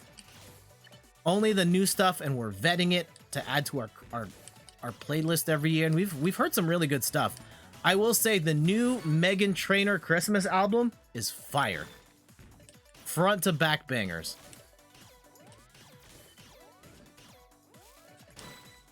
And then there's a couple other like really good songs. Dolly Parton has a song with Michael Bublé, and it is entirely a song about getting freaky. And then I don't know if you want to have that picture in your head of Dolly Parton and Michael Bublé getting it on, but that is the entirety of that song.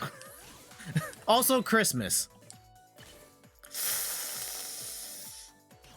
You like the slower ones, but you also have a special place in your heart for Jingle Jingle by the Echelons, which I don't know that one. Yeah, in terms of poppy stuff, all about that Christmas tree bass. What is the song? I'm trying to think. I don't remember the name of the song. They played it on the radio a bunch yesterday. But it's a slower song from Meghan Trainor that's very good, but she has a lot of fast, good Christmas songs on her new one as well. Yeah, favorite, like, traditional Christmas song? I don't know. I have a soft spot in my heart for Silver Bells, because there's a Christmas concert that I performed in daycare and that I sang to, and my parents still have I might still have the video on my computer. Man, imagine I share that video. Like, if I play that video on Twitch right now and I get a DMCA for, like, children singing Silver Bells, I wouldn't be surprised if that happened either. Carol and the Bells is fun. Yeah.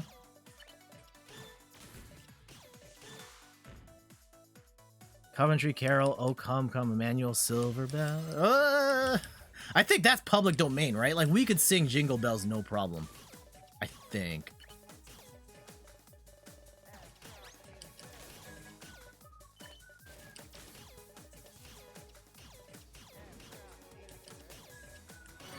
Has an occupational hazard knowing every Christmas song.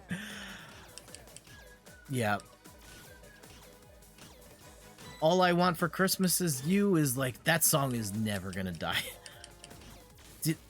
Steph actually got to watch Mariah Carey perform that live a couple of years ago. She came to town where she was helping, there's a big department store here called The Bay from the Hudson Bay Company. And they brought out Mariah Carey to debut, like, the window, like, they theme the windows as very holiday themed. Then they have people perform. They've had Pentatonics there sing too. And yeah, Mariah Carey showed up for 5 minutes saying All I Want for Christmas Is You. She showed up late and then just dipped. But she got to see Mariah Carey sing that song live. And so that's something to cross off the bucket list, I suppose. Looked up Silver Bells and it was turned out originally released in 1950. Could have sworn it was older. Yeah, that's pretty new. That's pretty new for a Christmas song. Christmas music's big money though, for certain artists. Like, I heard a stat. I was watching Harris Heller stream and he was inside the Spotify dashboard. And he was like, before Christmas, the group Pentatonics gets played around 800 times a week. Their songs get played 800 times a week. Once Christmas starts, it jumps to 20 million plays a week. And if you're wondering why Pentatonics keeps putting out Christmas albums, that's why. Their Christmas stuff just crushes it every year in terms of sales, in terms of plays. And, like, that's their primary moneymaker, is making Christmas music at this point. And hey, I can't knock the hustle. And yeah, oh yeah, Mariah gets so much money every year from that song. The Night Santa Went Crazy by Weird Al's your favorite. It's like GTA Christmas. Nice. Also, apparently, it was originally Tinkle Bells Under the White... Tinkle Bell. Oh man, that chat is... Where Are You Christmas? That's a... Where are... Okay. I can't... Another recent favorite of mine, from the Tyler, the Creator version of the Mr. Grinch theme song, is a bop. From the new Grinch movie, which I feel like is a little underrated. I actually like the new animated Grinch better than, at the very least, the Jim Carrey one. And, oh man. You guys want to talk about crimes again? Oh, this is... I'm putting myself on blast here. Oh, God. You guys aren't going to let me down for let this one down. but I will share because I overshare on Twitch all the time.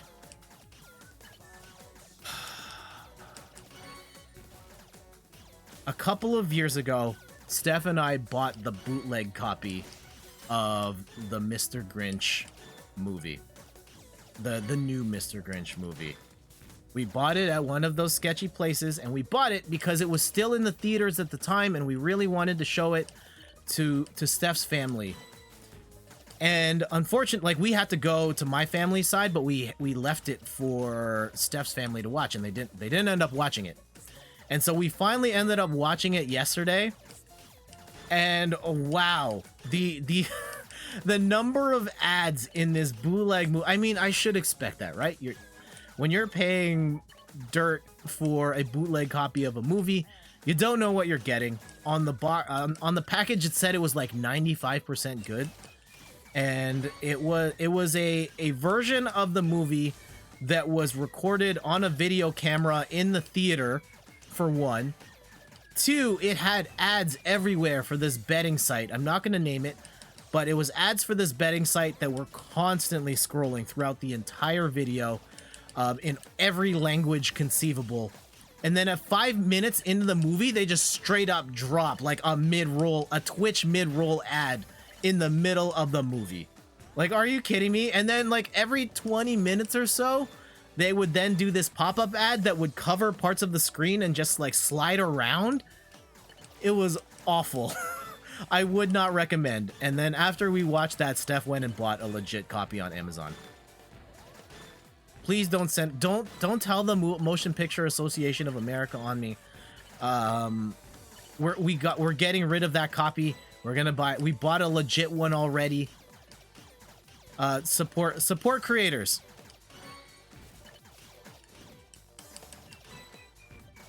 And don't act like you guys haven't bootlegged the movie either. All right? I can't be the only one here that has done this. I refuse to believe it.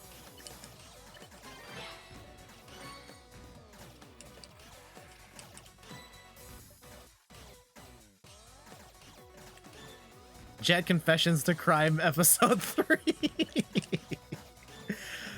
I need to upgrade. I need to update the autograph feature with references to that stuff too.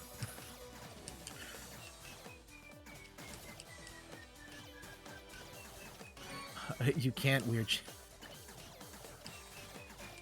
I thought we were at least episode 5 now. Hey, no count. Also top 3. Can we finally get a win? We have not won in Tetris all stream. I know the competition is fierce, but we usually get at least one. That we've only gone an entire stream without winning one time, and I'm still salty about that.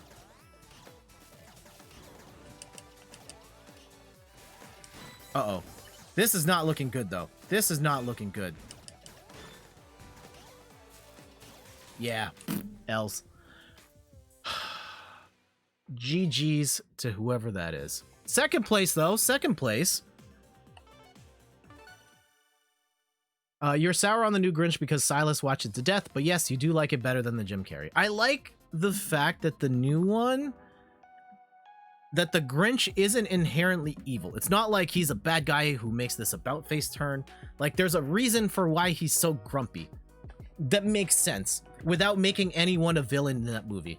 And then also they took out the romantic elements that are in the Jim Carrey one, which is also kind of weird for a kid's movie in 2020. And they've streamlined to a point where, like, yeah, this is just a nice movie. Also, it's got Tyler, the Creator, with his songs. The intro and the outro are bangers.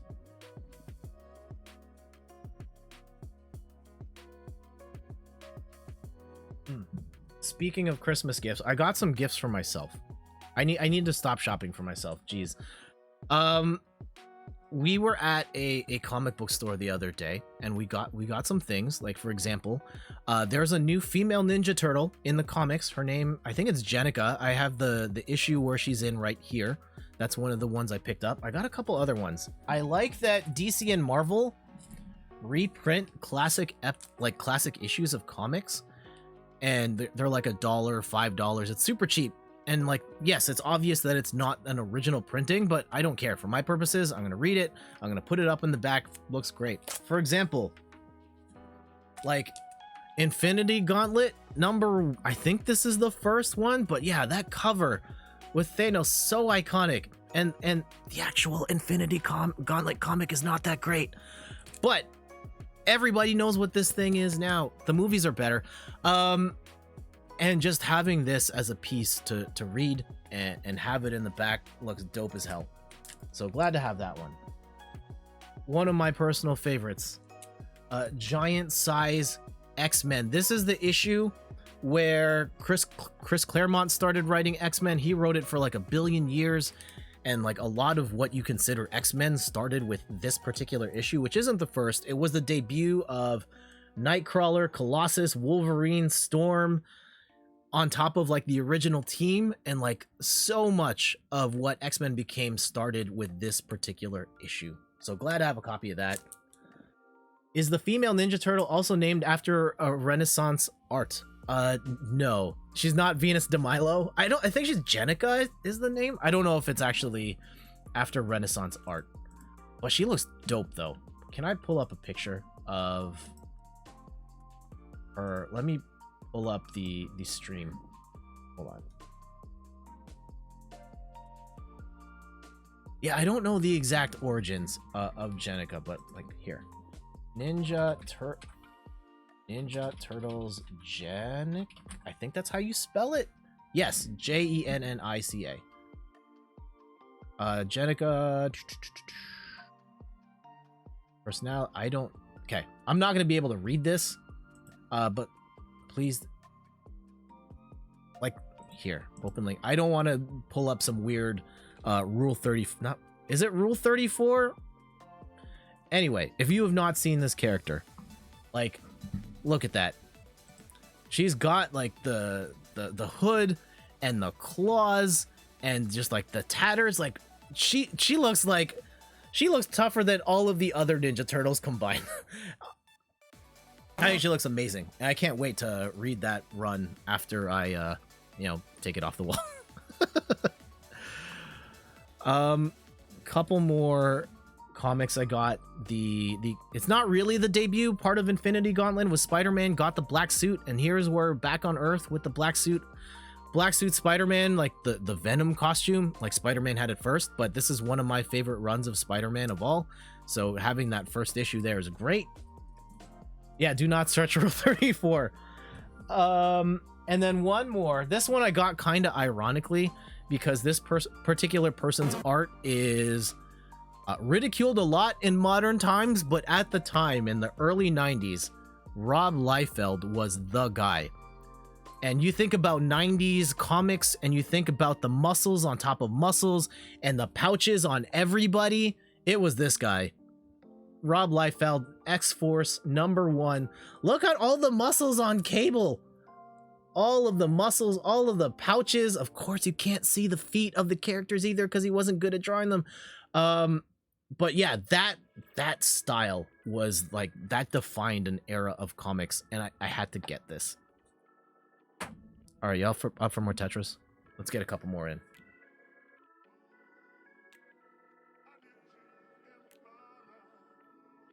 That guy's flex must be epic. Oh, yeah. And it's funny, Rob Liefeld has become self-aware. He has a character. I think the character's named Pouch, and it's just entirely made out of pouches. All right, also, I've queued back in. So hop in, everybody. And for those just tuning in, I'm Jet from inthirdperson.com. Personal look at video games, board games, and other nerdy pursuits. I apologize if I know I'm still periodically dropping frames here and there. Unfortunately, my internet is being a pain right now and trying my best to work through it. But I think it's enough. I think it's enough. Also, I realized I missed one. I missed the follow from before I started streaming. Shoutouts to McLiz, thank you for the follow. That's McKenna, who writes on WordPress. I know she does a lot of blog posts about Animal Crossing and other things. And yeah, thanks for the follow. We connected on Gaming Omnivore stream the other day. Shoutouts to Gaming Omnivore, BT dubs.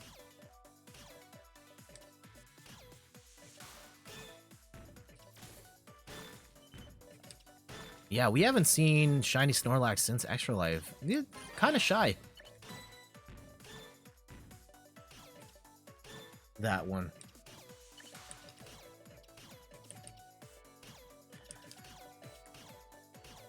Anyone here a fan of comics at all, either currently or was in the past? Like, what were some of your favorites? You still got 1,900 points to spend. Yeah, go for it. Go nuts. There's lots of channel effects. I'm gonna add more. I think I should put, yeah, the shiny Snorlax adjustment is coming soon. I really want to get the DMCA one going. Feels very timely.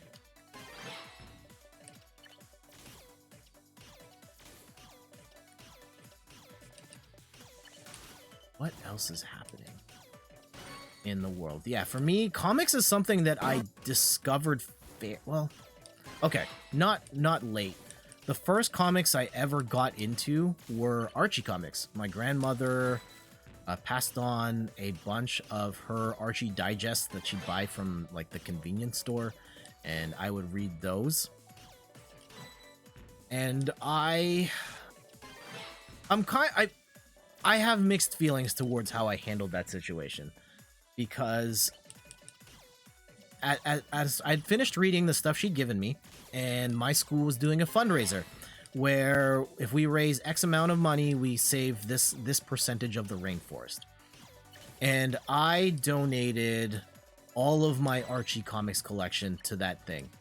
And we raised a bunch of money, and we saved part of the rainforest.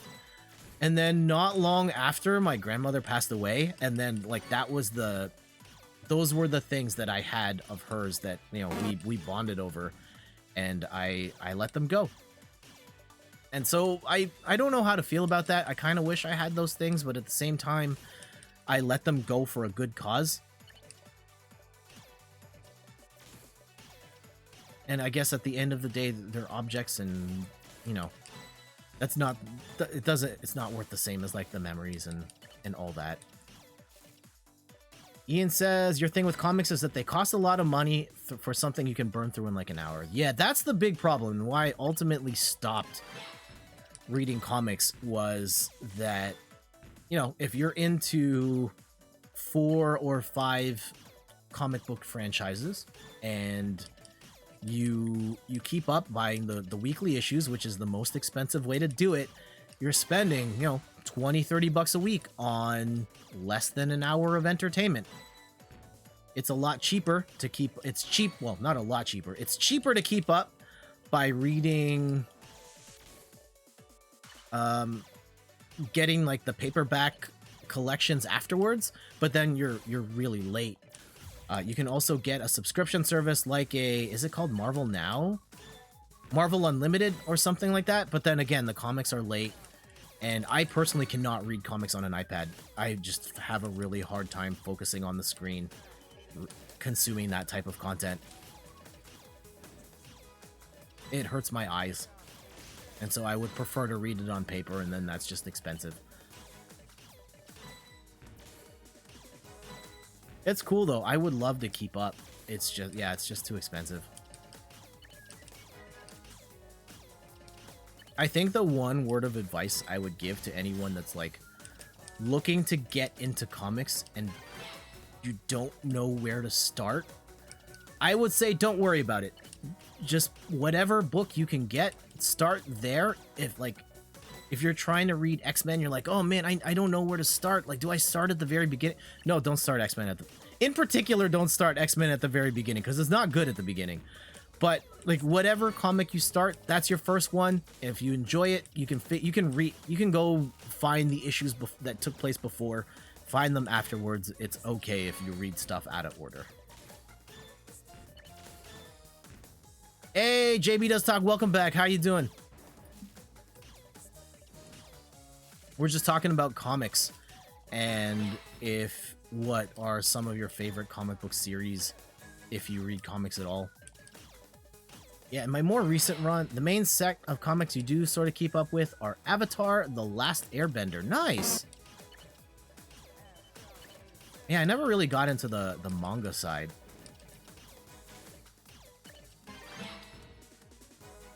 Or anything, like, inspired by anime. Or not, yeah, animes inspired by manga. You know what I'm trying to say. Your controller's messing up. Blessing, and you switched to Joy-Con and been playing much better. Oh, you were playing Pro Controller before? Yeah, Pro Controller is not the way to play Tetris 99. That's why I played DualShock. And it hasn't helped me win anything today, but I find that my inputs are more precise. Oh, you're playing with an 8-bit dough. Got it. One of the things I'm disappointed in with the PlayStation 5 is that the DualSense controller currently doesn't work with my adapter. And so I'm still using a DualShock 4 here, even though I have a DualShock 5. Maybe I have to update the firmware to support DualShock or a DualSense controller. That would be nice. Which one to use? I'm playing on a DualShock 4 right now. I would like to move to the DualShock 5 if my adapter supports it at some point. Oh, the adapter. I use a Mayflash. The Mayflash NS, I believe.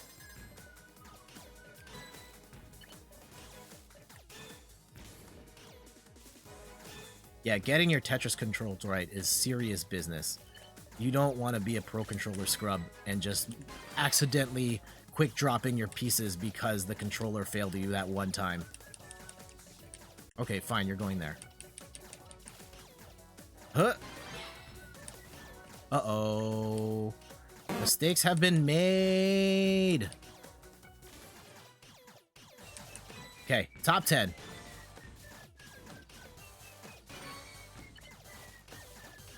Let's see if we can just whittle this down, get a little more control. There we go. That's what I'm talking about. Get that Tetris in there. Oh, we can set up a T-spin. Yes! Oh no! Wrong T-spin! Wrong T-spin. I was trying to go for the double and I hit the button too many times. That's what happens when you mash. You should be more precise with your inputs. And now we're probably dead. That T-spin double would have prolonged my life a little more. Now we're dead. The 8-bit DO adapter supports the DualSense. Awesome. Well, GG's. Best of luck to everyone still in the hustle. I hope one of us gets it. If it's not me, I hope it's one of you guys.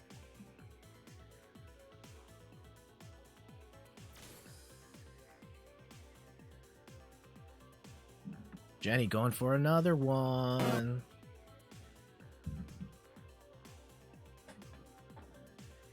Yeah, I really hope they patch in, at least my adapter patches in support for a DualShock 5, because this controller is fire. It's so good. I think they nailed it. The buttons feel great.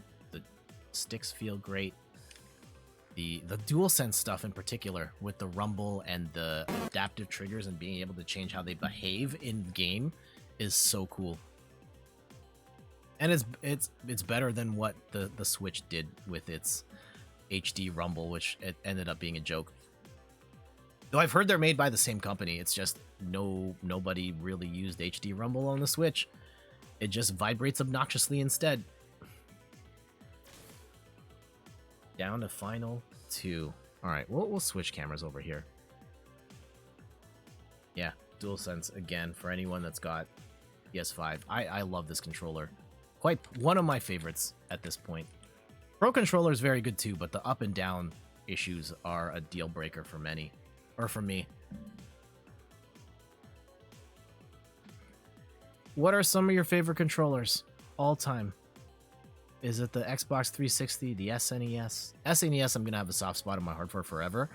But having held one in recent times, it's not as ergonomic as I remember it.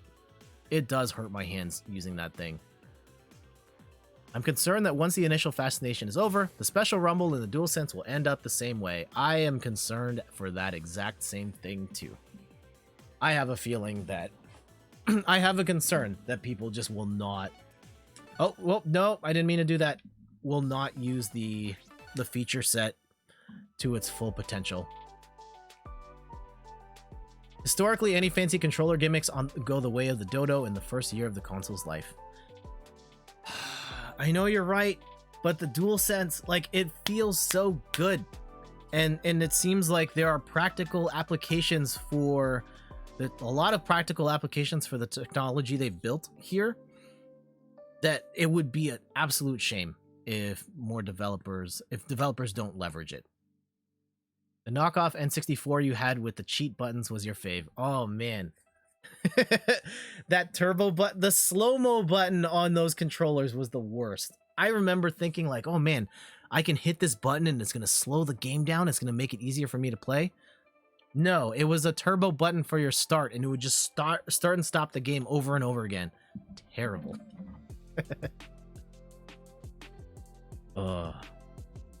Let's hop back in another one. Trying to think, some of my favorite controllers. SNES would be up there, but your favorite right now is the Joy-Con. I can't blame you for that. If you're playing good Tetris on it, by all means go for it. And a lot of people swear by Joy-Con as a method of control for like Tetris in particular. Joy-Con's not my favorite. I like the function of them. I like the fact that if I'm playing handheld, they're pretty decent handheld controllers. I like that you can take them off and split them and give them to multiple people in a pinch. You can use it as a regular controller in the grip. I personally hate playing that way, but you can. In a jam, you can. Athena says, so what gaming or tech thing are you hoping to find under my skinny tree? That's a great question. I have a running list that I can run through. Actually, I can't run through it because it's on my phone, and my phone is mounted to that stand over there. What things would I like? World peace. Yeah, that would be a good one. I would like, end hunger. For the US election stuff to finally be over, that would be great. It's exhausting trying to follow it all, even as someone who does not live in that country. You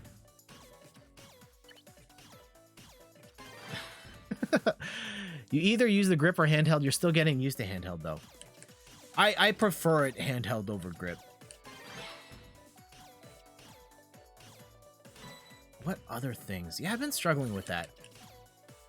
I would like, oh man, I would like a new keyboard and mouse. I still use the hand me. I mean, there's nothing wrong with what I have.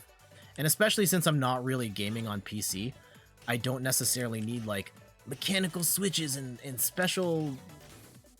At this point, it's more like I would like a keyboard and mouse that look nice, preferably something with RGB to match the aesthetic here. There's actually this one keyboard, like Best Buy has this one Logitech combo pack that is a keyboard and mouse. They're both RGB, and the Logitech keyboard has extra Stream Deck buttons built in. So that's kind of the one I'm leaning towards because it's more buttons to program more stuff for the stream. What other things? There's a couple games on there. Tony Hawk 1 and 2 is one that I wasn't able to get around to that I'd love to get. Catherine on the Switch is one I'd like to get. Under the Tree would be nice. I'll have to look at the list. What about you? What are you guys looking for underneath the Christmas tree?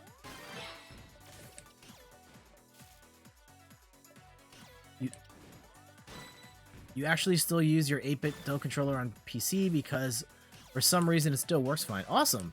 I need to get my PS5 set up to work on the PC so I can play more games on there. But yeah, playing PC games is like my kryptonite. I can't do it. And I have the PC to run it now. And I've played Overwatch once on PC for like half an hour. And we've streamed Among Us a couple of times. We're like, does Among Us really count? Like, really?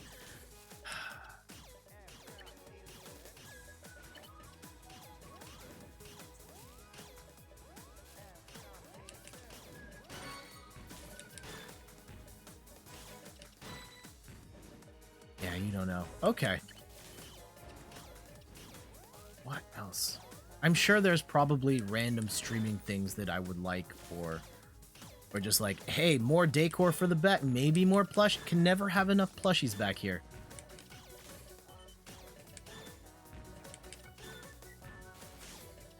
I have debated getting more just straight up Snorlax plushies because I like Snorlax so much. But right now, they're still the one and only. All you can think of is the new Joy-Con since yours are wearing out. New Joy-Con mine and wearing out Switch Online. Yeah, I mean, getting Switch Online service is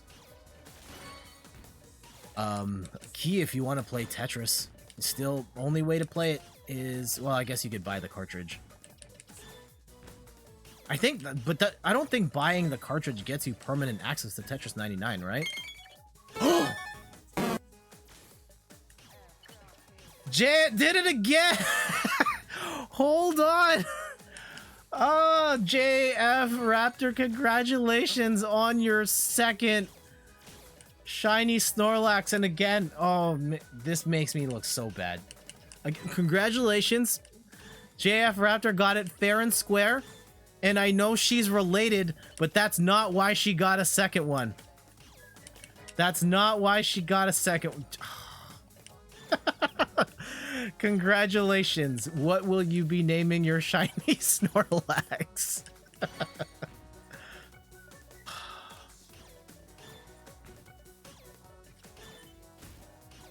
Wow.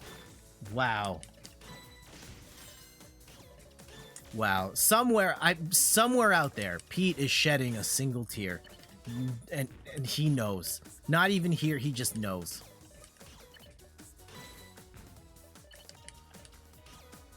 Being related to the chat seems to increase the... No! No, no, no. That's not how it works, guys. It's not. But fam, you're not helping. You're making me look bad. Congratulations, though. JF Raptor, do you have a name? You turned your eyes away from the computer and you saw the twinkle.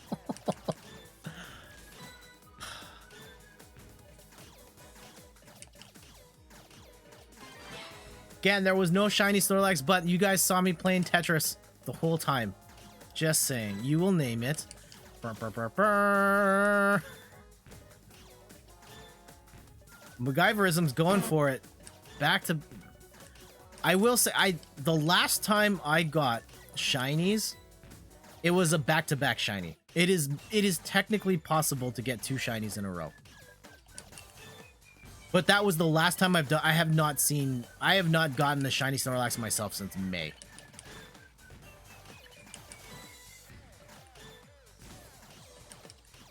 Wow. And I can't remember if it's yeah, your first one's named Sleepy Treasure.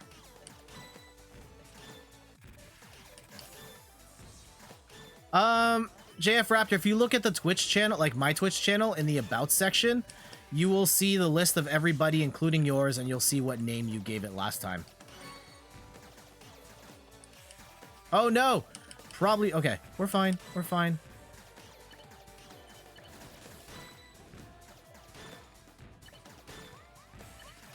Is this going to be the game where we finally get a win? Tetris competition, admittedly. Still, it's rough out here.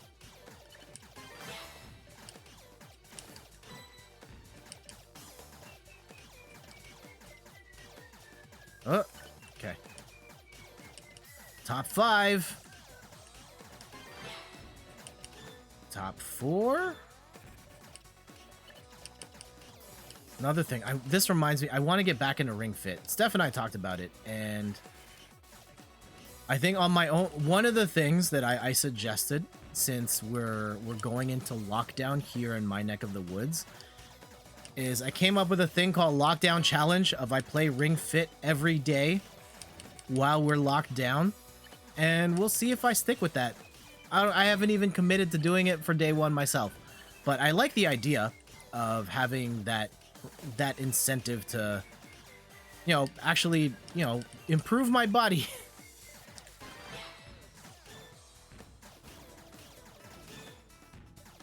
All right.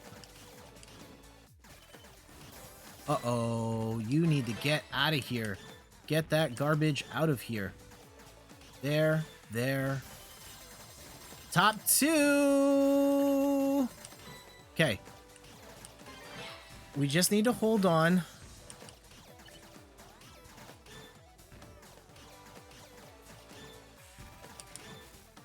Can we get one win for the kid? Well, not really for the kid. For me. Oh no! Yikes! Yikes! No! Who was it? Who was it? GG's. GG's.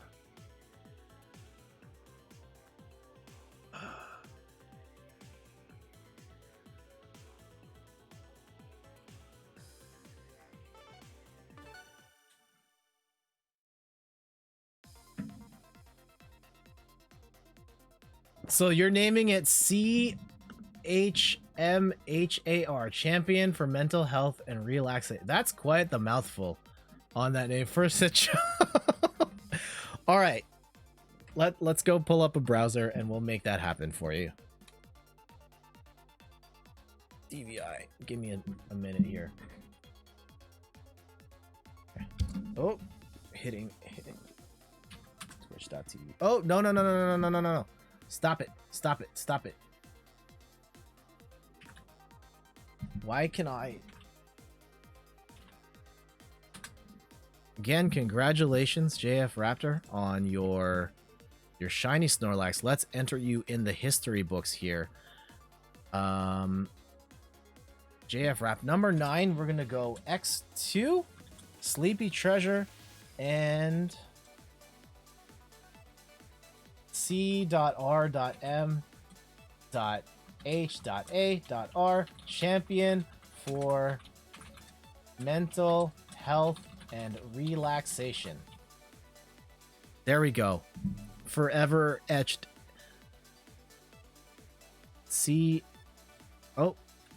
I spell F. Yep. CFMHAR. Done. Congratulations yet again. Boom. How about a couple more games of Tetris? We can probably go a little later because we started late, and I again apologize. Internet issues. We're still having internet issues at the house. I'm still dropping too many frames, considering that we're streaming at like half the resolution and half the bit rate. It is what it is. But yeah, thank you to everybody for dropping by today. I appreciate the support. I appreciate your company.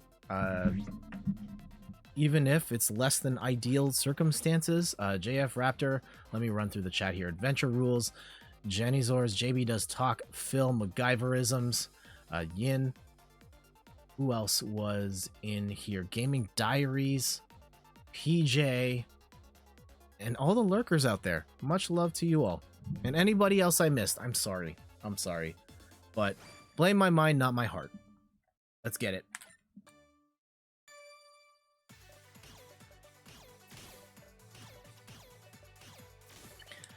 What is the most you've ever won in the lottery? I don't know if anyone here has played the lottery at all. Like, what is the highest dollar value you've ever won?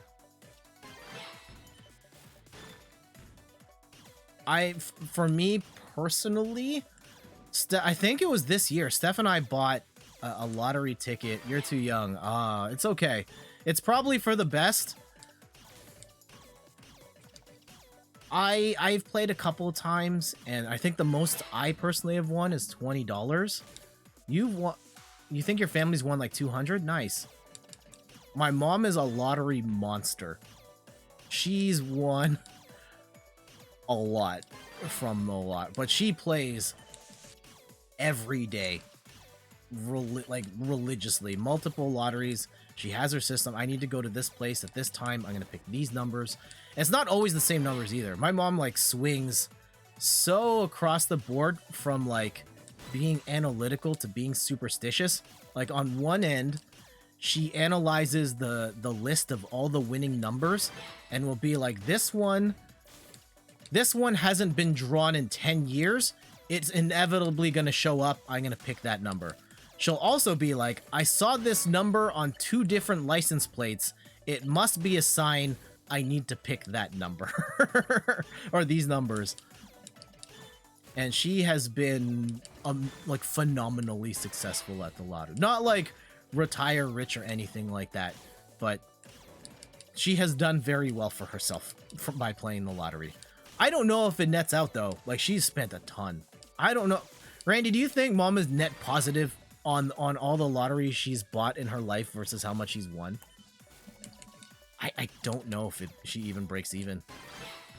You won the lotto pool at work. The most you won once was 50 bucks. Okay, that's better than nothing. I still remember Kmart used to do a thing where you would, when you go to the store, you'd bring in the flyer and it had a barcode on it, and you would scan the barcode and it would give you a prize based on the results of the barcode. And you could say either way. Yeah, I have no idea. And I remember like being so excited. I was like grade 10. No, not grade 10. I was like 10 years old at the time. And I was like really excited to play this game. And they scan it and I won. And I won a box of Kleenex. Standard box of Kleenex.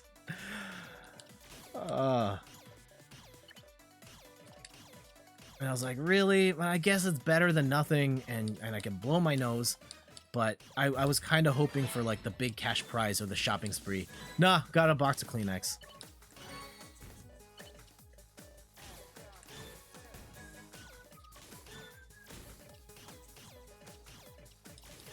Yeah, I just don't like the losing part of lottery sucks, and the fact that odds are you're gonna lose. But hey, you don't win the big bucks if you don't play. That's how they get you.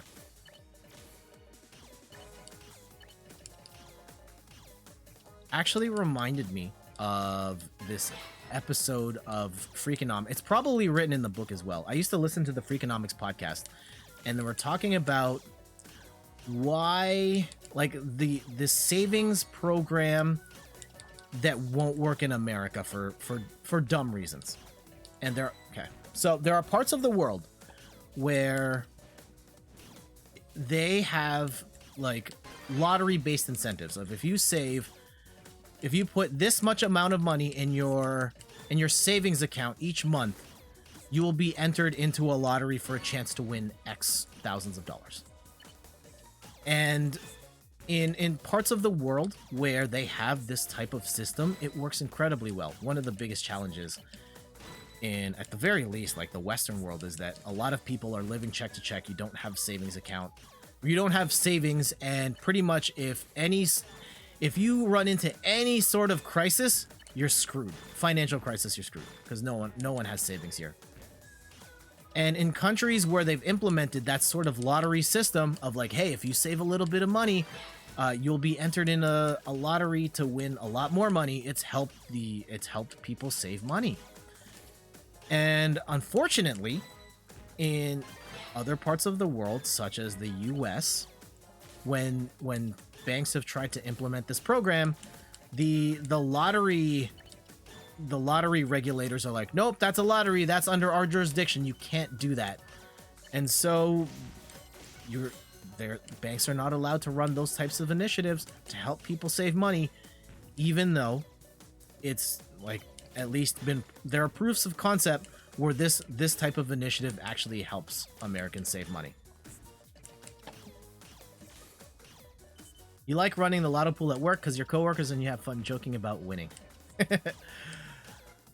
I remember talking to a former coworker of mine, and he mentioned that he partook in the company lottery pool for 20 years.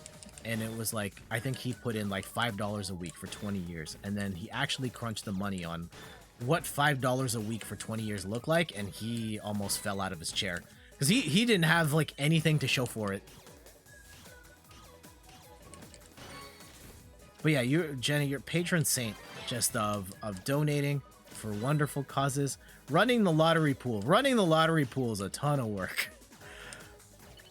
Getting the money from everybody and managing what happens to the winnings and knowing who's in and out on any given week. That's a job in itself. I know my mom has done that in the past as well, because she's also the hardcore lottery enthusiast at wherever establishment she works at.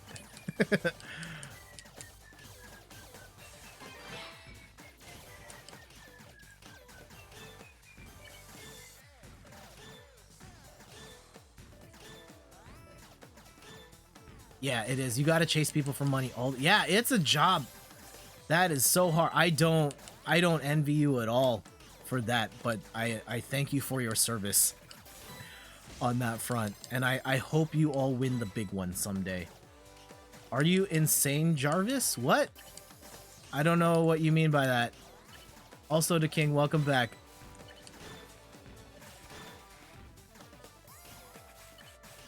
Yeah, we're just talking about playing the lottery.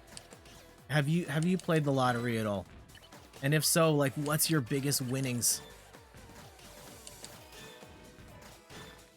Top 5. Unfortunately, the blocks are not falling in our favor right now.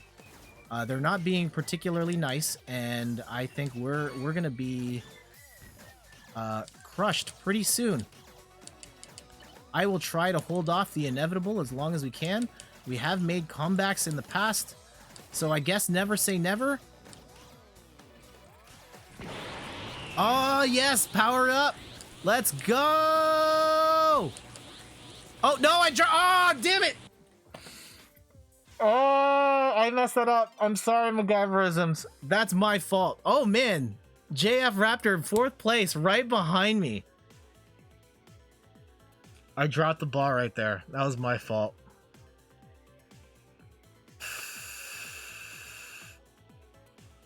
I had a chance. The line was right there.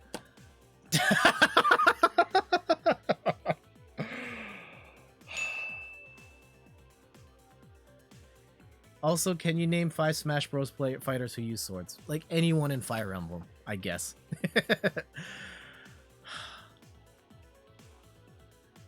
Damn it. Damn it, damn it, damn it.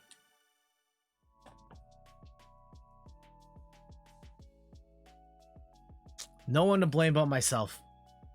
No one to blame. In perfect picture. Yep, you got it that time.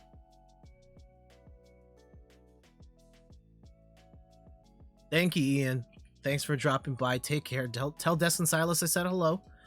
We've got a little bit more to go. We're gonna play some more Tetris. I know we started late. I'll try and make up for that with a couple more games. Again, countdown in the chat. Hit A at the same time as me on go, and then we'll get this game going. Where's the button? There it is. Does anyone have any exciting plans for the rest of the weekend? It's going to be last-minute lockdown preparation for Steph and I, because our particular neck of the woods is closing down pretty much everything except for school. Jenna's online. You can raid her after. Ooh. Yeah, we could do that. We could go raid Jenna. I need to fix my raid button set up here. Oh, why did that not work? Huh. Weird. My raid functionality is not working properly. But nevertheless, oh god, I can't change the camera. Okay, there we go. Yeah, you guys want to raid my what's Jenna playing right now? Call of Duty? I'm guessing Call of Duty. Also, I had an extended conversation with my cousin Jenna yesterday, but she's looking to build her own computer.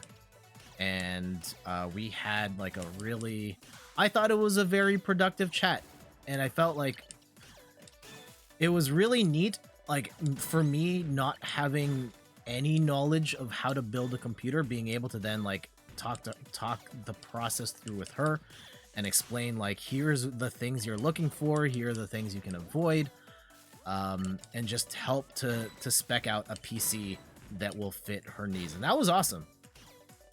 That was awesome. And I think based on what she has picked for herself, she is going to have a very good PC for all the streaming and all the gaming. Hopefully she can squeeze a 3070 in there too. I'm not sure it's going to be available by the time she has the money, but if not, that's okay. She'll probably get like a 20 series and it'll still be good.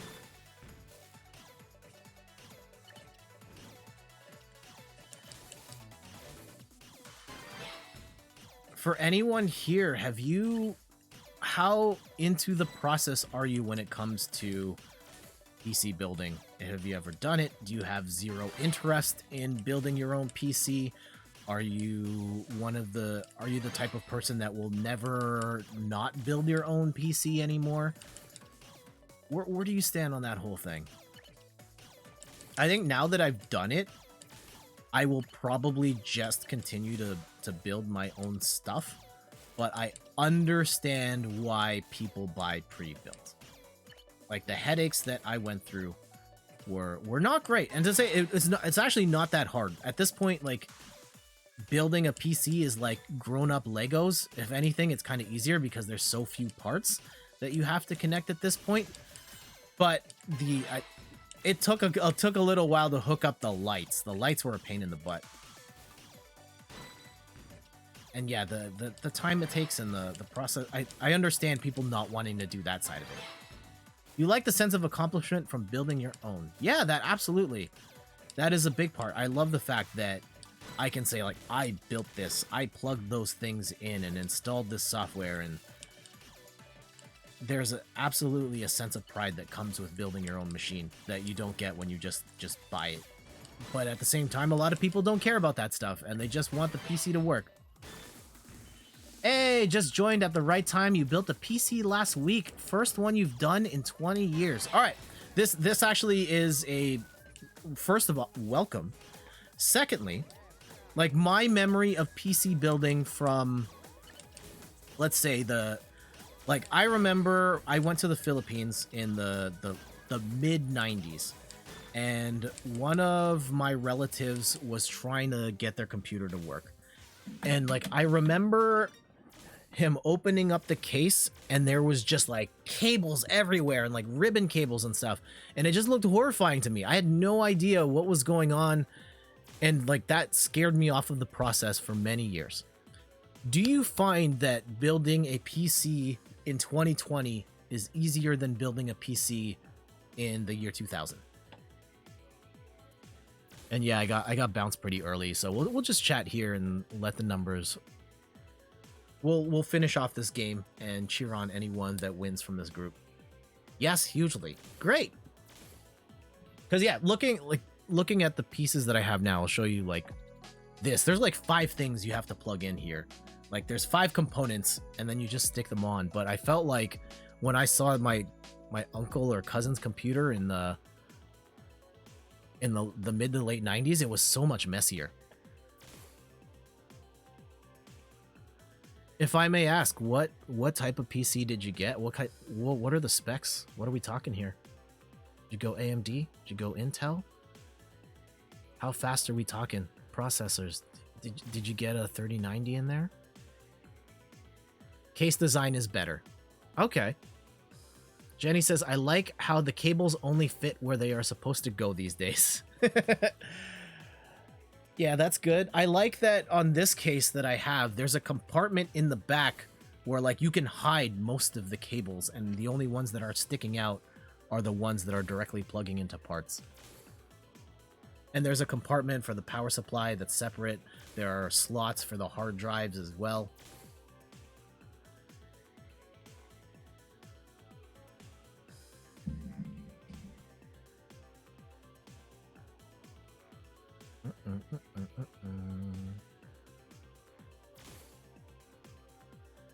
Okay, let's just do a quick check on the leaderboards here. And if your name is here, give me a shout. All right, back at it. Oh, wrong camera. I'm sorry. Back at it. Here we go. Yeah, building a computer, it's not as intimidating as it sounds. If you follow like guides on YouTube, it's a pretty straightforward process of like plug this thing in, and it's not so bad. And at this point, yeah, now that I'm just gonna be like swapping single pieces in and out, I'll just continue to update this thing. I think the next thing I want to drop in there is a graphics card, a better one. Right now I'm using a 1060, which is an older gen card, and the streaming on it's not great. The encoder, the NVENC encoder is not good. The old one. The new one is a lot better.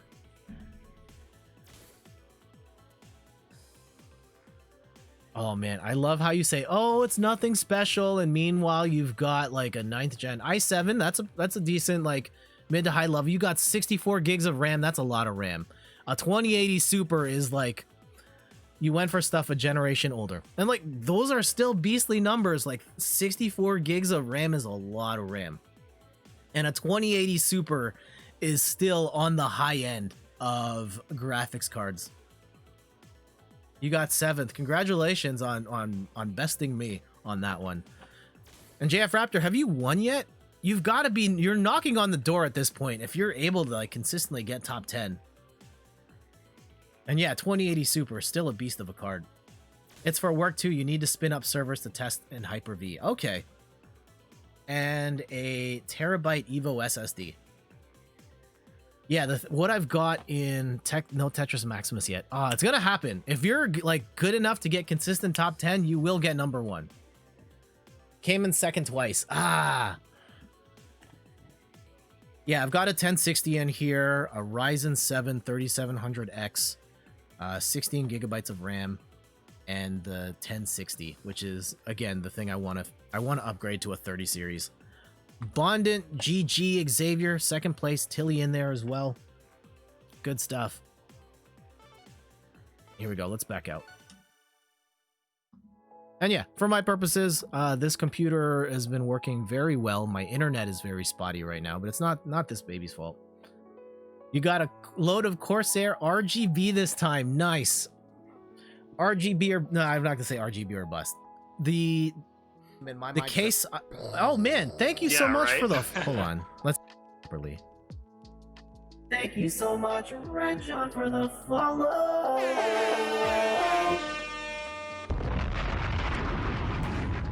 It just so happened, like, as I was building stuff out, that the RAM that I got that was on sale happened to have RGB in it, and then the fans that came with the case were also RGB, so it just all does it glows like that, and that's fine, and it has different modes and stuff. And then it also, then later on I put the floodlights back here, like RGB everything. I'm looking to upgrade these lights at the back too. That's on my Christmas wish list. Bigger RGB lights for the back. I know it's very cliche and like everybody has RGB stuff, but it looks nice. I like the look. Maybe at some point when I fix my branding or whatever, we just like settle on like a color. But for now, yeah, just RGB everything. 10 seconds, next game. 2, 1. Oh, I hit the button at the wrong time. Damn. All right, we'll get in there. We'll get in there. Does my RGB have RGB? Oh no, I haven't gotten that far yet. I have not gotten the dark arts of RGB in the RGB.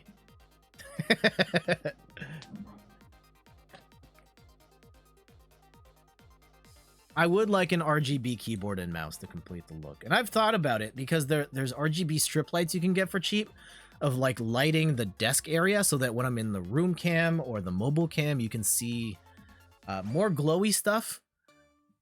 But I haven't gone that far down the rabbit hole yet.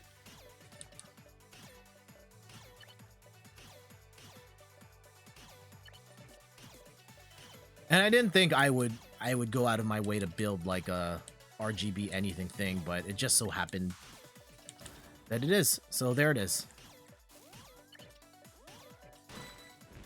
Uh-oh. We have already dug ourselves in a hole. I don't like this at all. Let's go and try and clean that up.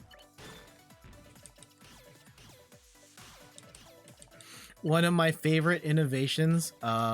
There's a microphone called the HyperX Quadcast, and it has a very distinct look, and like the actual talkie part is red, and they've recently updated it so that it has RGB lights on it. So even your microphone can be RGB if you want it to be. I'm not gonna go that far. I'm happy with the microphone I have, and I don't need RGB lights on there. It look cool. It looks cool though. It does look cool. If you are looking for a microphone for streaming and you want RGB lights on it, the HyperX Quadcast, the newest one. I don't know how they separate the names, but the RGB HyperX Quadcast is a good one from what I have heard.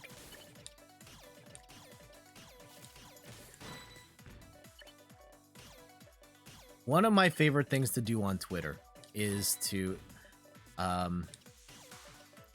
like search the hashtag stream setup and look at what people have for their streams. And some people have the most insane rigs, and some people have very scuffed rigs, and I love them all. Whatever that streaming setup is, I love that people have it and they're putting in the time to build it. However scuffed or however beautiful it might be. And some, like, I think the ones that concern me more are like the really high-end ones. People who have like 8 screens and it looks like they're 30 years in the future. Like, whoa, you've really spent a lot on this. Are you okay? Do you have money to buy food? I think that would be a fun thing. Maybe we'll wrap up the stream and we'll search Twitter for some stream setups and see what we find. And yeah, I spend a lot of time on it. Like, Steph and I spent a couple of hours setting up the Christmas tree and the backdrop, and I spend a lot of time working on this backdrop too. So yeah, your stream setup matters. And I hope you take pride in whatever it is that your setup is. Yeah, my first setup was... Do I have pictures of it? I think I've shown pictures in the past, but it was just the room, and it had like a wall of board games behind me. Just this open den in our 1-bedroom condo where I started. And the acoustics in there were horrible. Because it had really tall ceilings, and there was no carpet, hard surfaces everywhere, and everything echoed, but that's where I started. How about you guys? RGB or nah? And I won't get offended if you're like, oh, RGB's stupid. That's fine.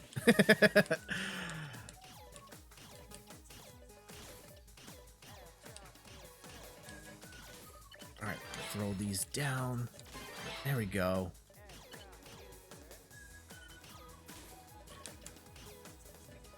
RGB is not even the best. Yeah, it's pretty great. See, now the thing, like, now that I have the RGB set up on this computer, and if I'm adding other parts to it, I feel like it's got to have RGB support in there, right? Because why wouldn't I want the entire thing to glow?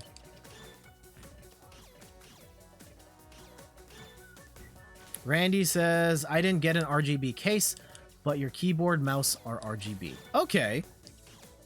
You're still RGB something.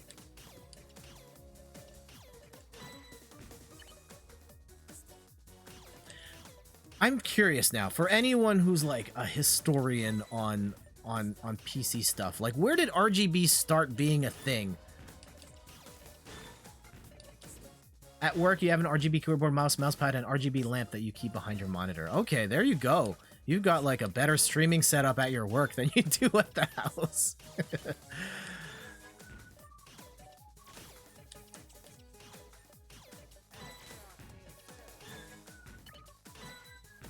Yeah, RGB as an aesthetic. When did that become a thing in the PC gaming world? It probably I don't know, was that a thing before in the 80s, the 90s?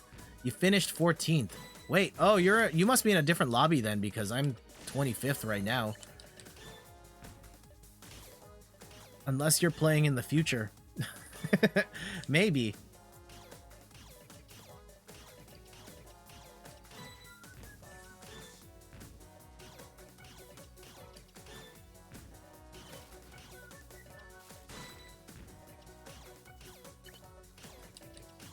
else? Yeah, RG. And it's weird, like the in the streamer culture, the RGB aesthetic has become such a thing. Like there are so many streamers who have like, yeah, you see their computer with the RGB lights, and then you see their backdrop, and they've got the RGB floodlights or nano leafs, and like I'm guilty of this too. I've got them too, and yes, they've gotten cliche to a point, but like I like the look of it. I would like to get some other types of lights. I don't know if I would do nano leafs per se, just to kind of have that hexagonal spot feels kind of weird unless you're doing something bigger with it. I think the LifeX beams look cool, but I've heard that the software on them is terrible.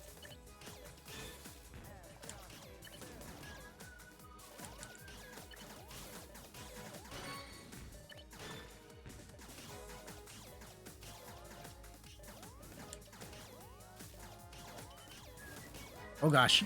I know this is looking really bad. Here. Uh-oh. Uh-oh. Alright. You are in a different lobby too? Damn. Oh, okay. Down. Bring that down. Almost top 10. There we go, top 10. We haven't had much problem getting top 10. It's the getting to the top has been the problem. This might be only the second stream ever where we haven't made it, and that would be a little upsetting.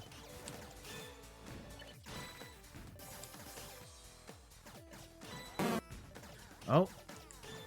Phil going for it, not this time. One of these days, Phil. Maybe I will adopt you, and then no, that doesn't work. Des might tell you, oh, you just need to get adopted in the family to get a shiny Snorlax. No, that doesn't work either. Jenny didn't get it either. Jenny, don't you already have? No, it's Randy, Janice, and Ian that have 2 apiece. Jenny only has 1.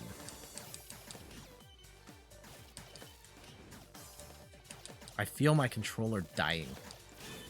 It feels like it's starting to lose inputs, which is not great. Again, the DualShock 4 has terrible battery life.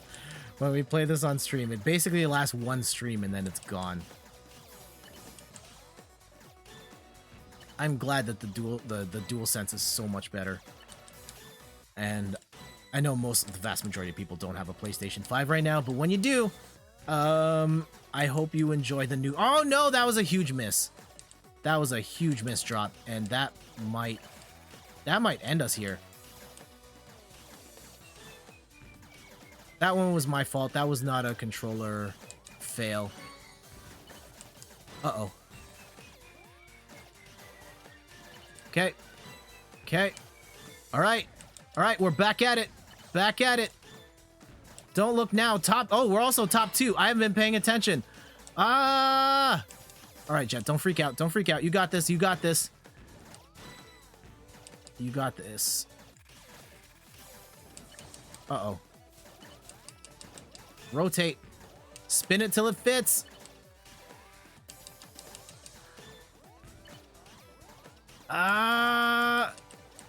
There.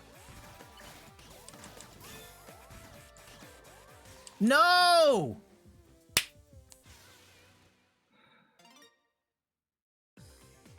Rob.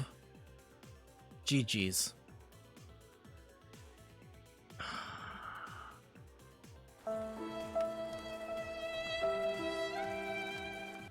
Said, welcome back. How you doing? How you doing?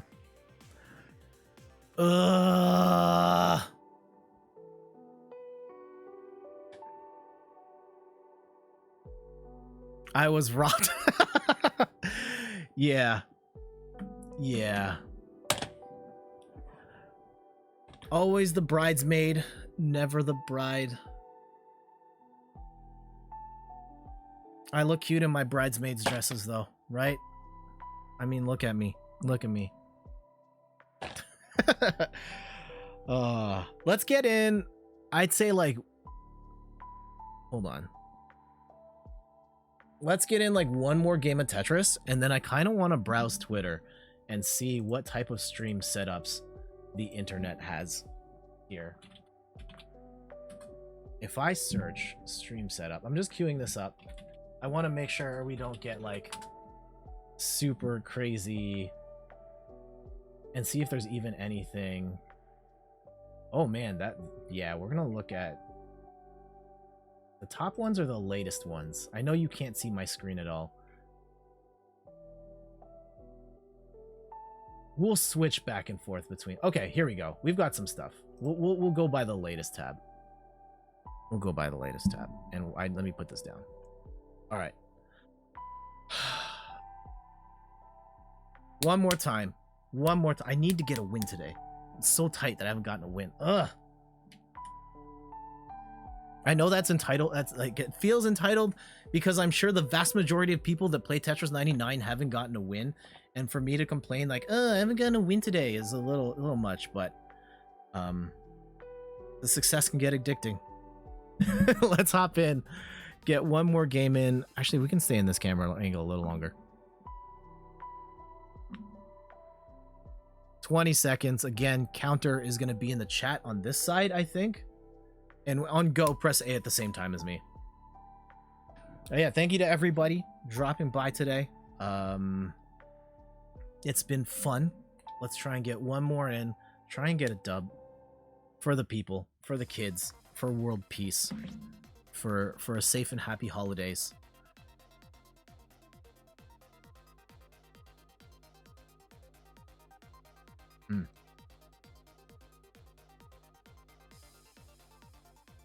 And we'll be back either a Tuesday or Wednesday. I haven't decided if it's going to be a 2-day week or a 3-day week, but for sure we'll be playing Animal Crossing on Wednesday and Rogue Company on Sunday. I'm going to assume that player 2 start and switch to decaf will be there. I'll have to ask them. I guess Randy's here. He can listen. And we'll talk to Des later. I'm going to guess Des is going to be fine and she'll be in. Okay, Randy's in. Awesome. And hopefully my internet is a little more stable and you're not getting the frame drops like you are right now.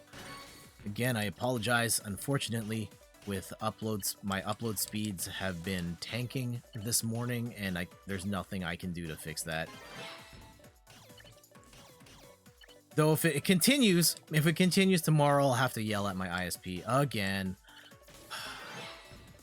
It's been a bad year for me and my ISP. We've had issues with upload speed stability pretty much throughout the year. I've had internet issues of there was a problem with canceling a TV channel that impacted my internet, which led to me getting like 4 different modems, none of which fixed the problem. And there was some accounting issues on their end, and I got charged for a TV channel for like an extra 4 months that I didn't want it. They only recently refunded me on that. I wish I could go to a different ISP. Unfortunately, the only other ISP in this area caps out at 50 megabytes down per second, which is way slower than the data plan that I can get from the one that I'm with. So, unless I'm willing to move to a new house to get better internet for this stream, I'm kind of stuck with it. I'm not caking off Twitch enough to just be like, you know what? We need to go and buy a new house just so we can get better internet for the stream. I would have to be making... Like, at that point, we have to be talking almost ninja money, where I can actually sit there and think about where we move so we can get better internet for the stream. That would be the day, though. That would be the day.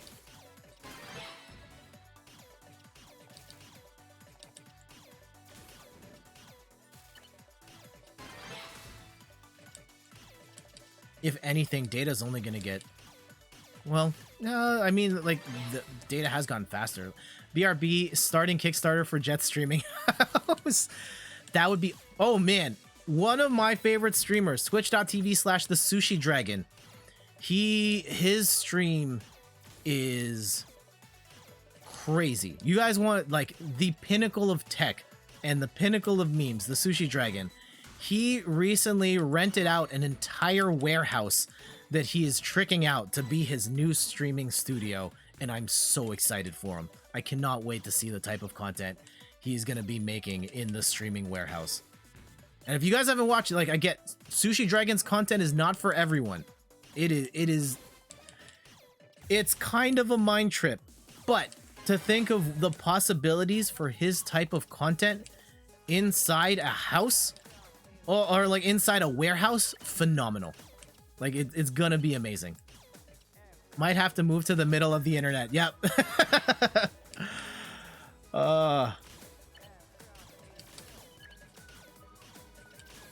I think the one reason I would want to move, like Steph and I, we live in a house. It's fine. For me personally, the number one reason I would want a different house is because I want my own. I want a driveway. This is probably my single biggest. I know there are things that so we live in an area where there's just like outdoor parking spaces, and there's one designated for me. It's got my house number on it. But every now and then, there are jerks who will park in my spot, and there is nothing I can do about it. The property management has just said, like, oh, what's it called? I've tried to call the city, and they're like, you're on private property. We can't tow. And building management says, like, we can't offer towing because, like, we would just get completely inundated with calls and wouldn't be able to do anything about it.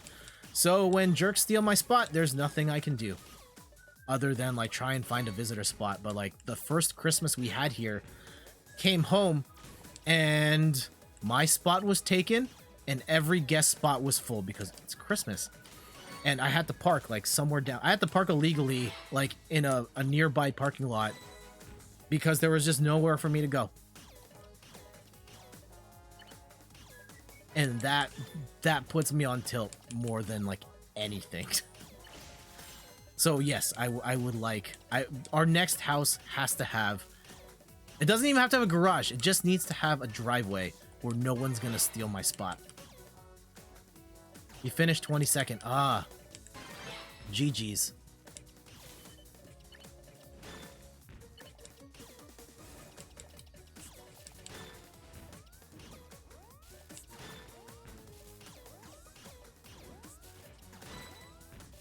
I'm also probably gonna get pieced out here real soon. Yeah, this is not looking good. This is not looking good. We're gonna hold this L. Huh?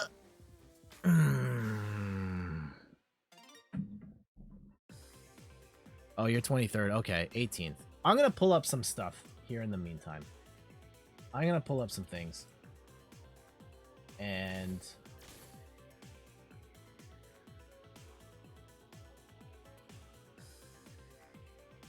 here, I'm gonna pull up some posts for this final segment of the stream where we look at people's streaming setups. I want to see what cool things people got. What is happening here? What is happening here? Copy this link. I know you can't see. I'm gonna pull this up. Or should we just, yeah, I don't know how to do this. Okay. Oh. We're just gonna scroll. This is what we're gonna do. I'm just gonna scroll down. We'll all look at these together. I think there's some interesting stuff here. Who's your ISP? You're with Bell. I am not going to put that information on the internet. But yeah, there's not that many in this country. So it's basically a 50-50 shot.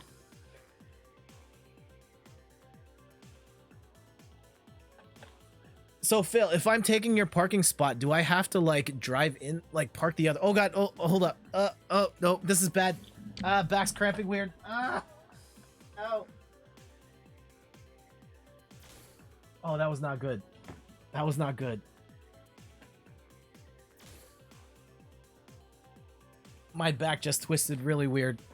Oh, it's time to throw this chair in the garbage. Gamer chairs, overrated. No, that was really weird. Just my side here just completely spazzed out, and that hurt. I'm getting old.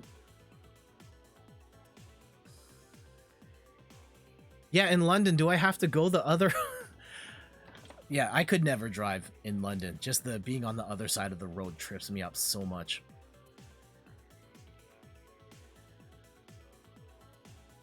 I'm kind of excited to do this last segment, browsing the other people's Twitch streams, because I like these. I'm very curious to see how other people set up their streams and seeing what equipment they have and what decorations they have. I think there's so many different ways to do it, and people are doing cool stuff. That we'll browse a couple together before we close it out. And Keith Pizza in 4th place. I know we were talking about pizza earlier. There we go. GG's to them. So committed to the craft, and they name themselves Pizza.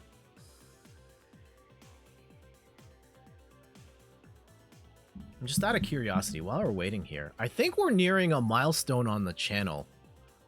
I think we're nearing another milestone on the channel. We're at 289 follows. That's pretty fun. Hitting 300 would be neat. And we'll probably have to pull out the money gun again for that one. I think this game's about to wrap up. I don't know what we would do for a 300 follow celebration besides here's the money gun. Maybe I'll have a song for 300. We'll just do a song where I shout out every single person. That'll be the entirety of the stream. If I had to rhyme every single username, we'd be here all day. I don't know. We'll probably shoot some money when we hit 300. Look at these people go. It sucks that we can't do the view. We'll come back to that.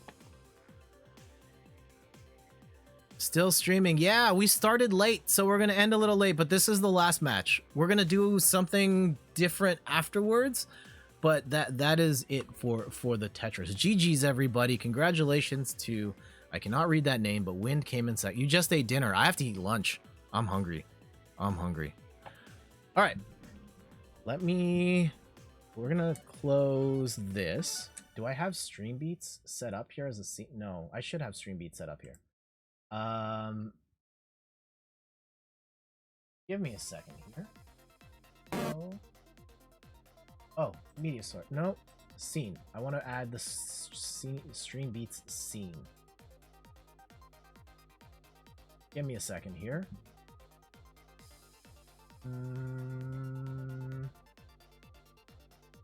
Music, Stream Beats.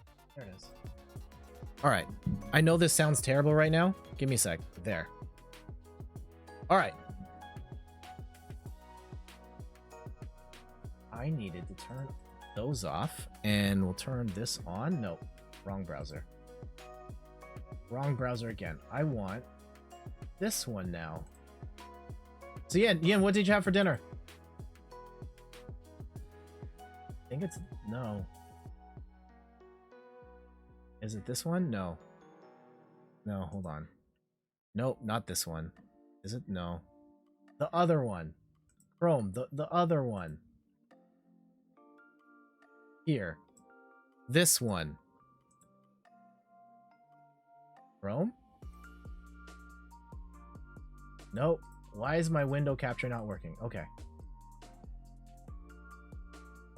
There we go.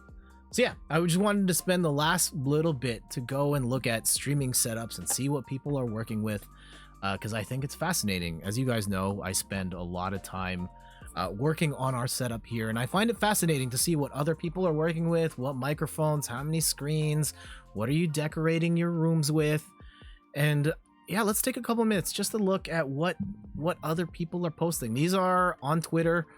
Most recent stream setups. This is from, who is this? From Boo. Is their setup? Okay, they've got the RGB keyboard here. This is actually the setup. This is the combo on my Christmas wish list, because these buttons on the side here are actually Stream Deck buttons, so you can program different scenes, mute microphones, make money fall from the sky, all of that type of stuff. So as I get more Stream Deck buttons, the better. They've also got, I actually know this exact piece right here because I bought it from this. I bought my new selfie light thing from the same company, and it was right beside. So this is like a starter pack. This thing holds your camera. It clips to her windowsill right here, and then she's got like a ring light. That's pretty cool. Got the Blue Yeti. That's good. Headphones. That's a nice little setup. Nope. Oh yeah, I pulled up a couple to start with. This one I was curious about. I hadn't seen. So they've got like the big TV setup. They've got the PlayStation camera up here. I think. I'm not quite sure.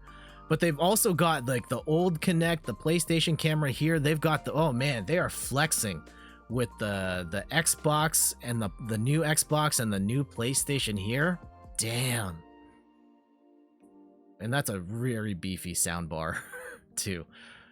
Good stuff. What else? Oh, this one's very clean. Oh, they're a racing player. They've got the steering wheel attached to the desk with the pedals on the floor. Got some RGB on that case. Again, another RGB keyboard. Good stuff. I'm not going to be here like bashing people for their setups. Like, oh, look at this truck. No, I just want to see what other people have out there. Ooh.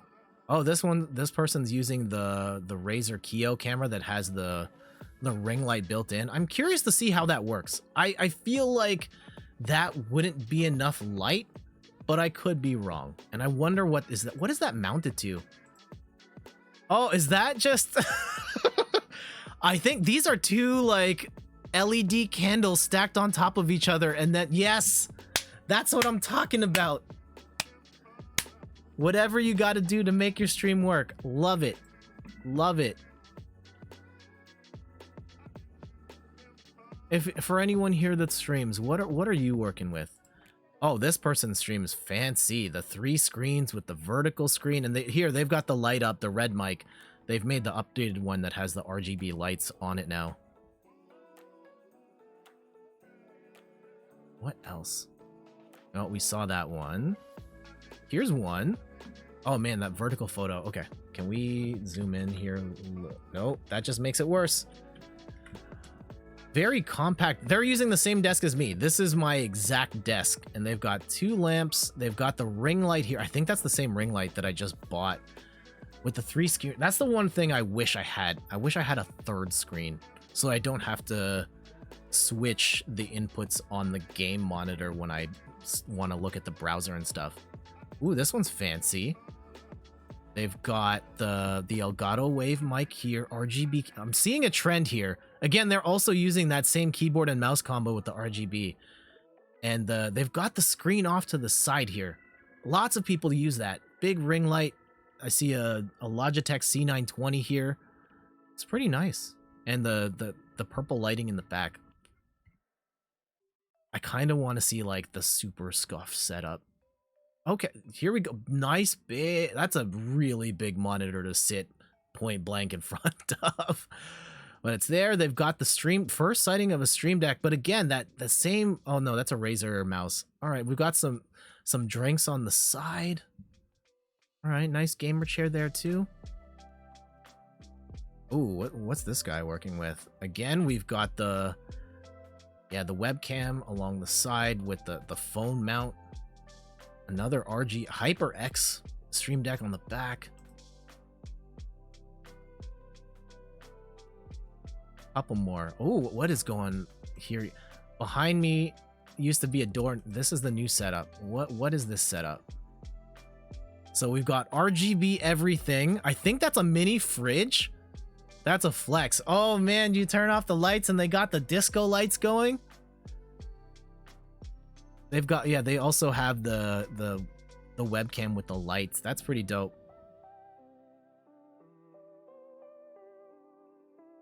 I want to see like the really scuffed setup. And not to make fun of it, but just as long as you're live, it doesn't really matter what the setup is, but it's fun to look at cool setups.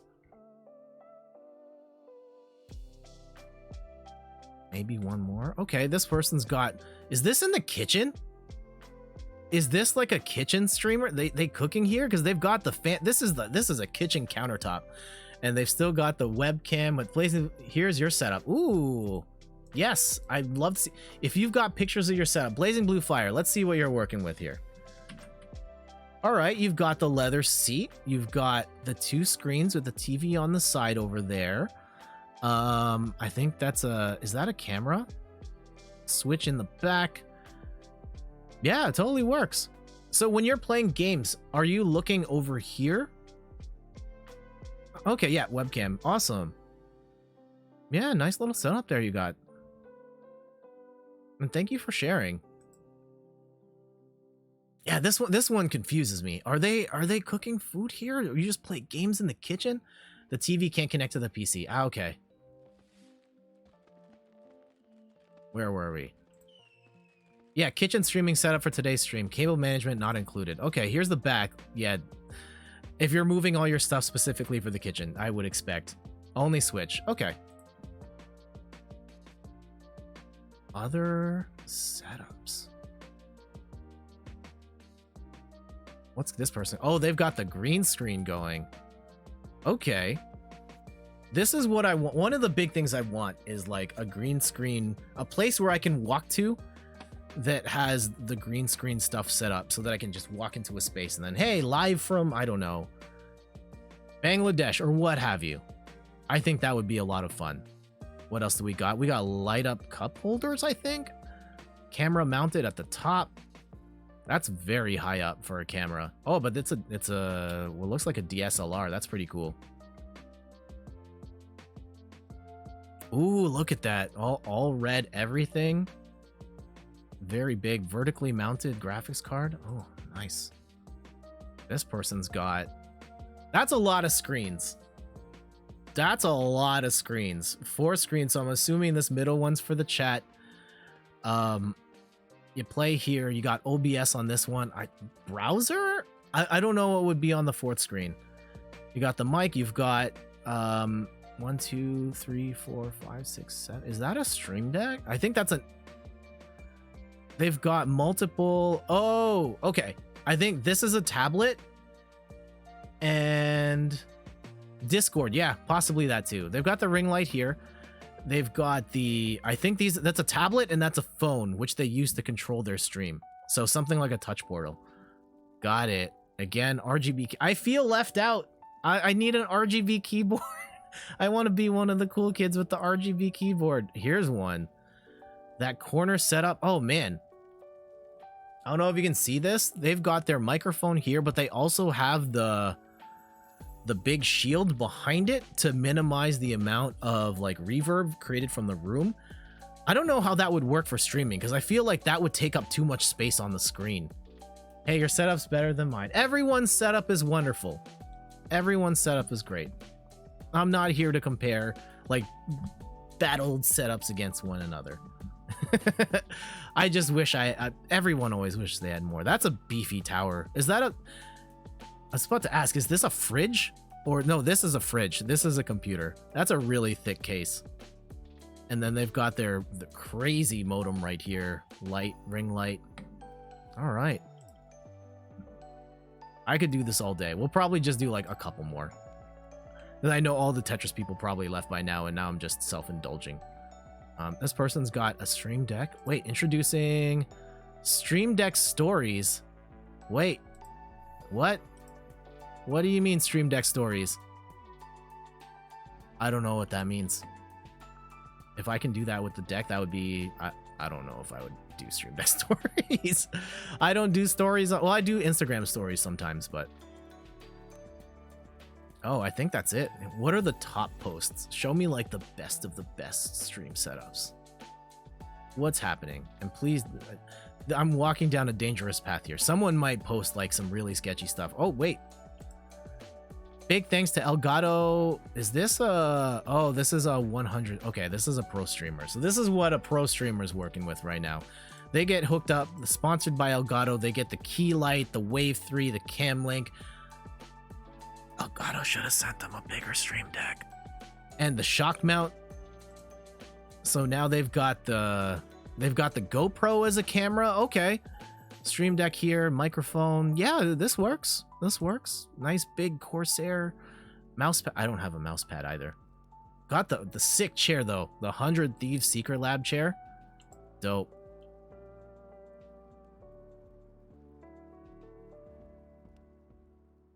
What do you guys want in your dream stream set? Okay, PlayStation. In your dream stream setup. Oh, that is a fancy computer. I'd love that. Oh, this is the setup. Now we're talking. Cannot be topped. Imagine that working off the Hot Wheels PC. With the steering wheel. It's at the very least blue and yellow. Not quite RGB. RGY? No, RB? You've got the printer. Like, damn. It's only gone downhill from here, guys. TBH. Only downhill from here. Wow, this is intense. Holy, whoa. Time out. Time. Okay, so we've got the DL. Oh, I can't zoom. It sucks. Got the DSLR camera here with the steering wheel, but they've green screened out not only the entire background, but the entire desk too. I want to see what... Can we click on this person's stream? Can we go creep on... No, they don't have... Because like, imagining that now, they probably have green screen effects where like you look at the view and then you see behind it, it's like you see the dashboard of the car where the desk would be.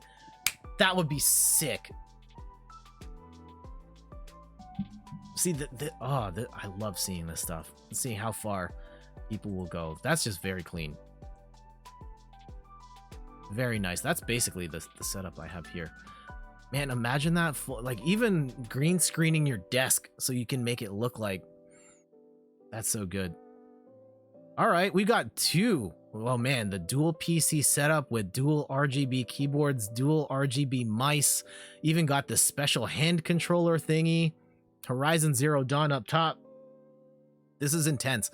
I like that the microphone, the old like handheld style. I wonder what kind of mic that is. And the anime character in the back. Oh, this is super clean. If only, yeah, they've got the sound panels in the back, the 3 screens, nice wraparound, RGB everything, the mini keyboard, the Stream Deck. That's slick. I personally prefer this one. Very nice, very nice. Couple more. Yeah, these are all like really nice setups, and they're all a lot cleaner than mine too. All right, what's one more? Yeah, sometimes it's just this. It's just 2 laptops. There you go. And a Chromebook. I'm guessing one... Yeah, read the chat off the Chromebook. Oh, what? Oh, just emulating the 3DS. All right, I think that's going to... Yeah, that's going to do it for today. Thank you all for hanging out. I hope you appreciate... hope you enjoyed me indulging a little bit, just looking at different stream setups. And maybe gave you some ideas for your stream setup. But for now, though, I'm going to get going. I'll post the schedule tomorrow of when I'll be back. At the latest, I'll be back Wednesday. But thank you all for dropping by. Make sure to check out the website inthirdperson.com for more articles and videos on video games, board games, and other nerdy pursuits. I've got some new posts scheduled for this week. I don't know if we're going to be every day for an entire year straight. And thanks to you, one shiny number 2. And again, congratulations on your second shiny. You have your free day Wednesday? Awesome. Well, hopefully I'll see you there. And if not, that's okay. Enjoy your free day. Is Jenna still streaming? Maybe we can raid. Yeah, she's still streaming. Let's go raid Jenna then. Shiny, come on. Yep, you've got a couple more seconds. Raid. And I see Pete. Let's go raid Jenna. All right. So, raid coming up. Thank you so much for watching. I'll go see you on Jenna's stream shortly. Take care, guys. Have a good day. Let's roll out.